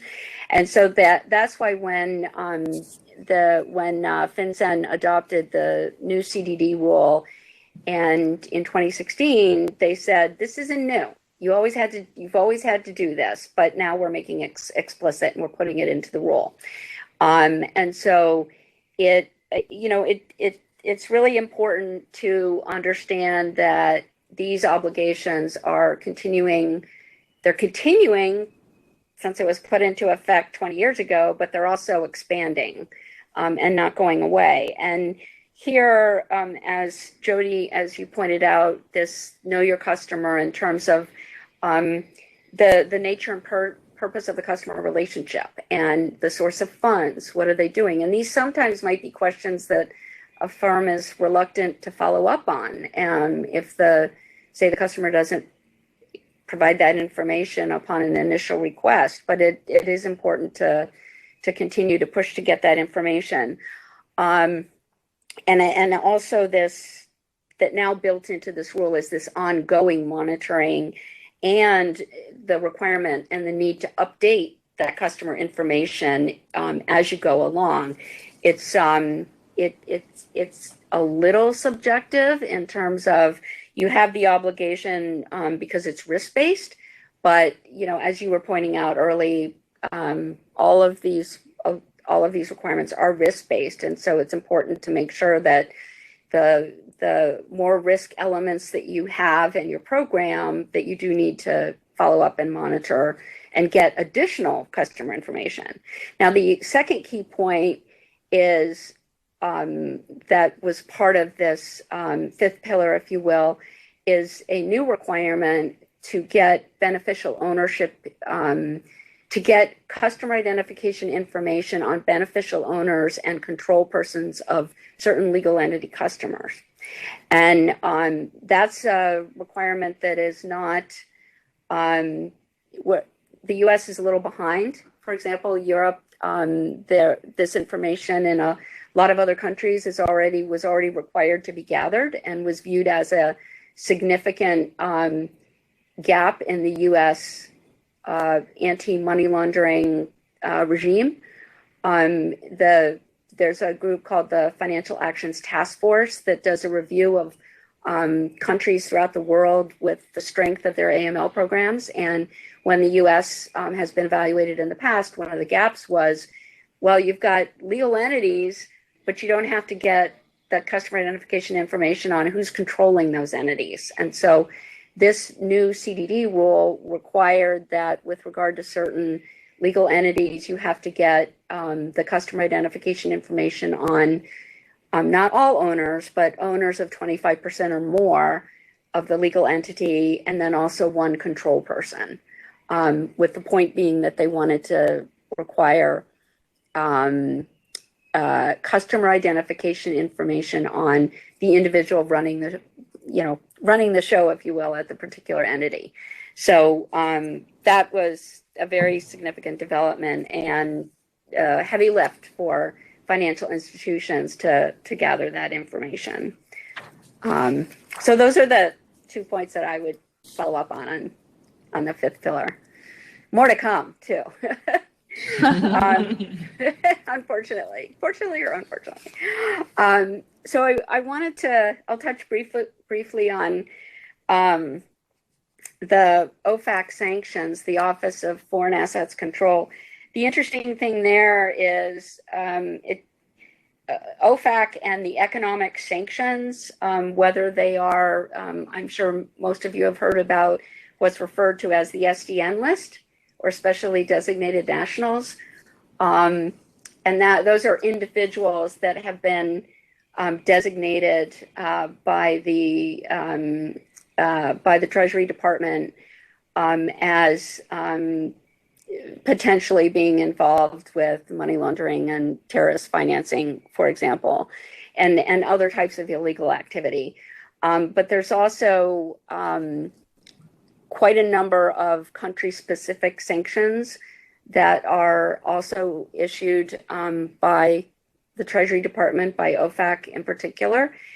And it's incumbent upon a financial institution to know their customer in order to know whether that individual is, for example, on the SDN list, or if the customer, while not on the SDN list, may be located in or doing business on behalf of a country or sanctioned entity within a country that is on one of the special economic sanctions lists. And, we've seen situations and advised clients in circumstances particularly, it creates a particular challenge when you are an online, for example, an online broker dealer, and your customer base is information is coming in through emails, and how do you know that the email that the individual is located in the U.S. or if they're located in Iran or North Korea or another country that's on the particular designated list. So there are a lot of challenges, but this whole regime is it can create a significant amount of liability for financial institutions if they're not aware of these particular sanctions. And obviously built in with complying with those sanctions is this obligation to know who your customer is and where they are and who they're acting on behalf of, and what type of transactions they're engaging in, because as we've laid out there, there can be a liability for financial institutions for any type of activity in facilitating that transaction going forward. Emily, we had a matter for a financial institution where a beneficiary was located in Syria. And so that's another situation you might come across where, we had to find ways to deal with that, which ultimately ended up with us depositing the funds in a federal courthouse to ensure that we were not sending funds somewhere where we shouldn't have been. Exactly. Yeah. And at the end, hoping we have time to get to it, but at the and we will talk about certain situations where financial institutions have been subject to sanctions by OFAC for engaging in transactions with individuals that were located in sanctioned countries. Years ago, when I would do AML panels, we always would get a chuckle about, and it was quite a number of years ago, but maybe 10 years ago or so, where you would have Major League Baseball teams subject to OFAC sanctions because of trying to get Cuban baseball players to come. So it's a whole range of companies that can run afoul of the OFAC sanctions. And we wanted to circle back. We'll talk more a little bit about OFAC in a few minutes, but the recent SEC examinations, they do a good source of information for anyone on the compliance side are the examination findings issued, frankly, by both the SEC and FINRA on the broker-dealer side. And they call through their examinations and issue risk alerts and exam findings reports that identify where gaps are. And it is noteworthy that of the four significant categories of gaps that the SEC identified in their 2020 examinations, 3 of the 4 relate to the topic we're talking about today, which is customer identification, enhanced due diligence, and also gathering the beneficial ownership for legal entity customers. So we wanted to make sure to highlight that for you. In terms of, we mentioned before that it's an evolving area, and it is continuing to evolve. We've talked about already several significant developments over the past several years, but going forward, there are some big items that are on the horizon that are coming out of the AML Act of 2020, which was included in the Defense Authorization Act. And I would say over the next 18 months plus, there are going to be a number of new obligations that are going to come out of these requirements. One, I think it's important to note that a continuing concern of the government, Congress, the federal government, Congress, and other regulators is that there need to be enhancements to our country's AML laws in order to plug gaps and modernize it and make it more effective. And that's the goal of the AML Act of 2020. I think that FinCEN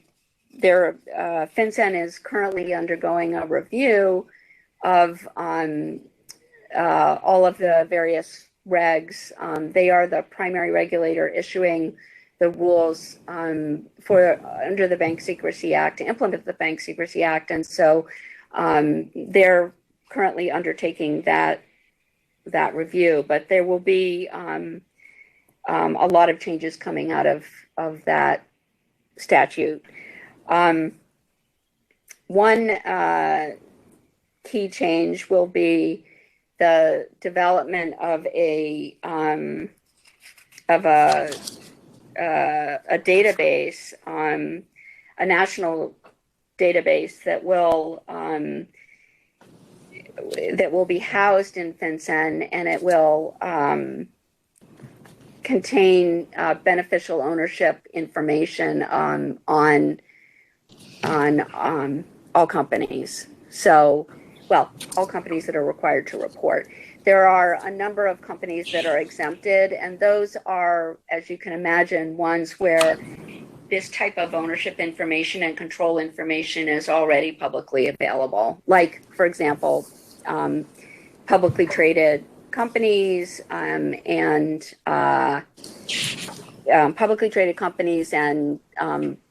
broker dealers, banks, financial institutions, where all this information is already available.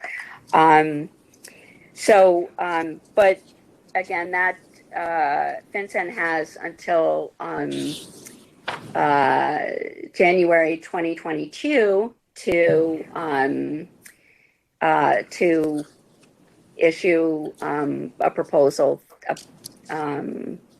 for implementing this beneficial owner database. So that will be, I think the important thing to take away from this is just to be aware that it's coming, but that it is, financial institutions have already been dealing with this in terms of, as Jody was describing, the CDD rule that went into effect in May of 2018 required financial institutions to gather that same information for their legal entity clients. So that's already out there. But this is basically that on steroids, if you will. So on that note, but again, a lot of changes coming up. Maybe Andrea, next year we can be on the panel again and talk about all the changes that have actually been pushed forward over the next year or so. And with that, I think I turn it back to Tanisha to talk about when things go wrong. So I'm going to kick off when things go wrong with a little bit of background on a recent SEC enforcement case. And this was essentially a customer identification program failure that resulted in, frankly, some pretty hefty fines here. But essentially, a financial institution opened an account that also had a margin loan lending component to it. And unfortunately, the account was opened by an advisory client who was perpetrating a fraudulent scheme. And so the first issue was that the addresses the customer addresses did not match. And when you look at the decision on this one, this bad actor, unfortunately, in a very short period of time, was able to misappropriate $3.1 million. And the fines that this institution paid were quite remarkable. They paid over $4.8 million to resolve this matter. 4.1 of that went to the defrauded municipal corporation, and they also paid a $750,000 fine. And there was a lot of focus on the fact that there were various individuals from different departments who questioned the beneficial ownership, the source of the funds, and why there were transfers from a previous broker dealer, and how this client was actually able to open the account. And so, this is, I think, an expensive example on the part of the city that was defrauded. But this kind of outlines, why it is so important to make sure you know your customer, and where are the funds coming from, and what is their purpose. And this person, this fraud perpetrator, was able to do a substantial amount of damage that the financial institution ended up being on the hook for. So that is a good example of when things go wrong. And then I'll turn it over to Tanisha, who's going to talk about another one. Well, unfortunately, there are plenty of examples of this, unfortunately, but though it keeps us employed. But another example of where a financial institution just didn't do what they were supposed to do is basically another example of a failure to follow the customer identification program and a failure to report suspicious activity. In 2018, the SEC settled charges against Central States Capital Markets because they failed to report over $40 million in suspicious wire activity that took place over a 3-month period of time. And they failed to identify this as a potential scam. In this case, their customer, who I think his name was Scott Tucker, said that he was an authorized representative of various tribal entities, and it turned out he was involved with a rent-to-tribe scheme where he was using these corporations, tribal corporations, to mask his involvement in this multi-million-dollar payday lending business scheme. There were lots of red flags here that the institution did not see. The fact that there were 18 wire transactions in the 3-month period of time, totaling $40 million, was a huge red flag.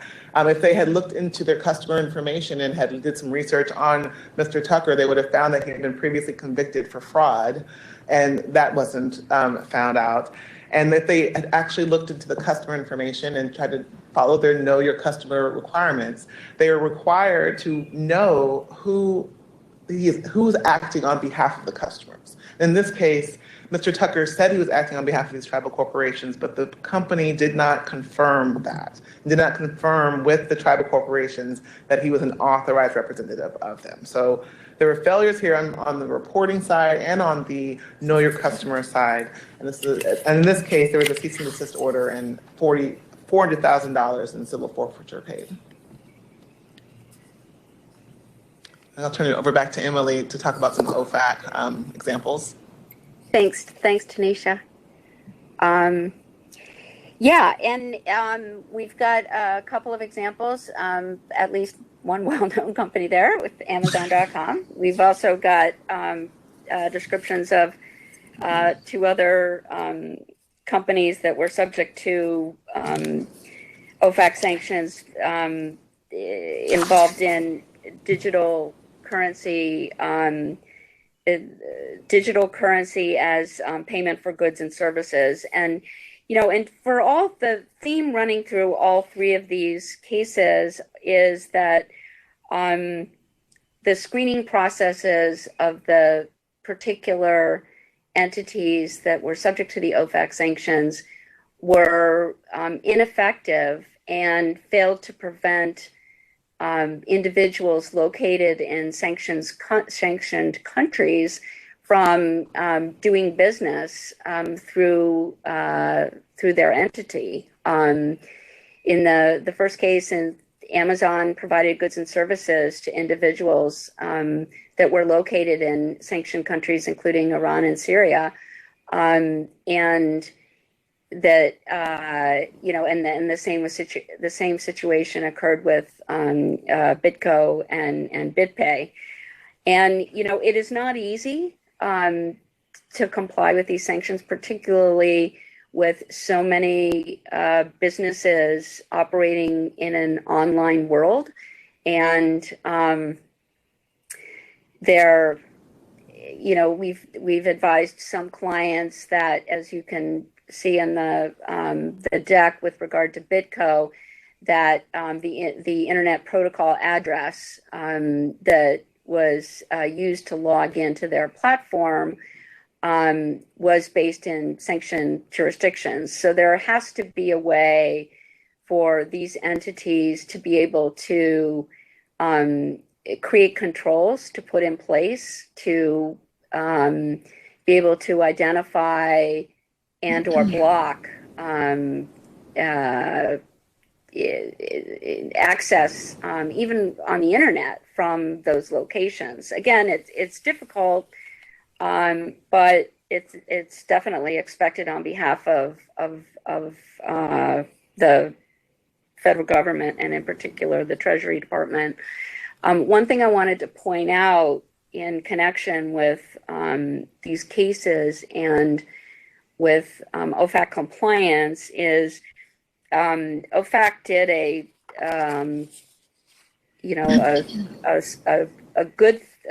good service, if you will, in 2019 when they published their framework for OFAC compliance commitments. And it's a very important read for anybody who is responsible for compliance in this area, because this violating one of the OFAC sanctions is a strict liability situation, and it is sometimes difficult to know. You have due diligence obligations, you can have controls and procedures in place, but sometimes it's difficult to ensure that the customer who you gathered all the information and complied with all the requirements are they acting on behalf of somebody who is engaging two other entities and putting together a transaction in order to supply prohibited goods to a sanctioned country. And by implementing this framework for OFAC compliance commitments, OFAC recognized that it really boils down to having complete and fulsome due diligence on, for financial institutions, for any institution, frankly, any entity, any person, because it applies to everybody. They need to have their due diligence to understand the ownership, the geographic location, the counterparties involved in the transactions. And they lay out 5 elements of having an effective compliance program in place for OFAC compliance, including management commitment, risk assessments, internal controls, testing and auditing, and training.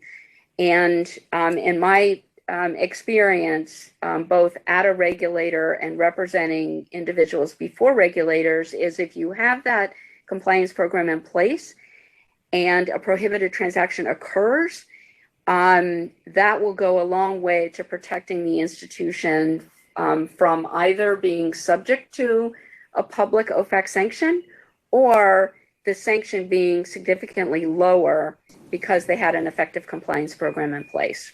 So I wanted to make sure to highlight that particular communication that was issued by OFAC a year and a half ago.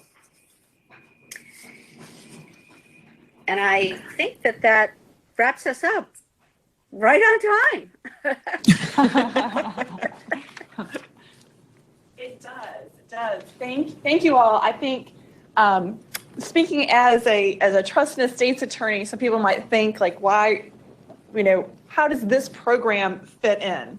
But I think that the discussion in and around the expansion of the KYC rules, the AML KYC rules to entities and the beneficial ownership and the control person. I think that is something that in my world, at least, I see on a regular basis.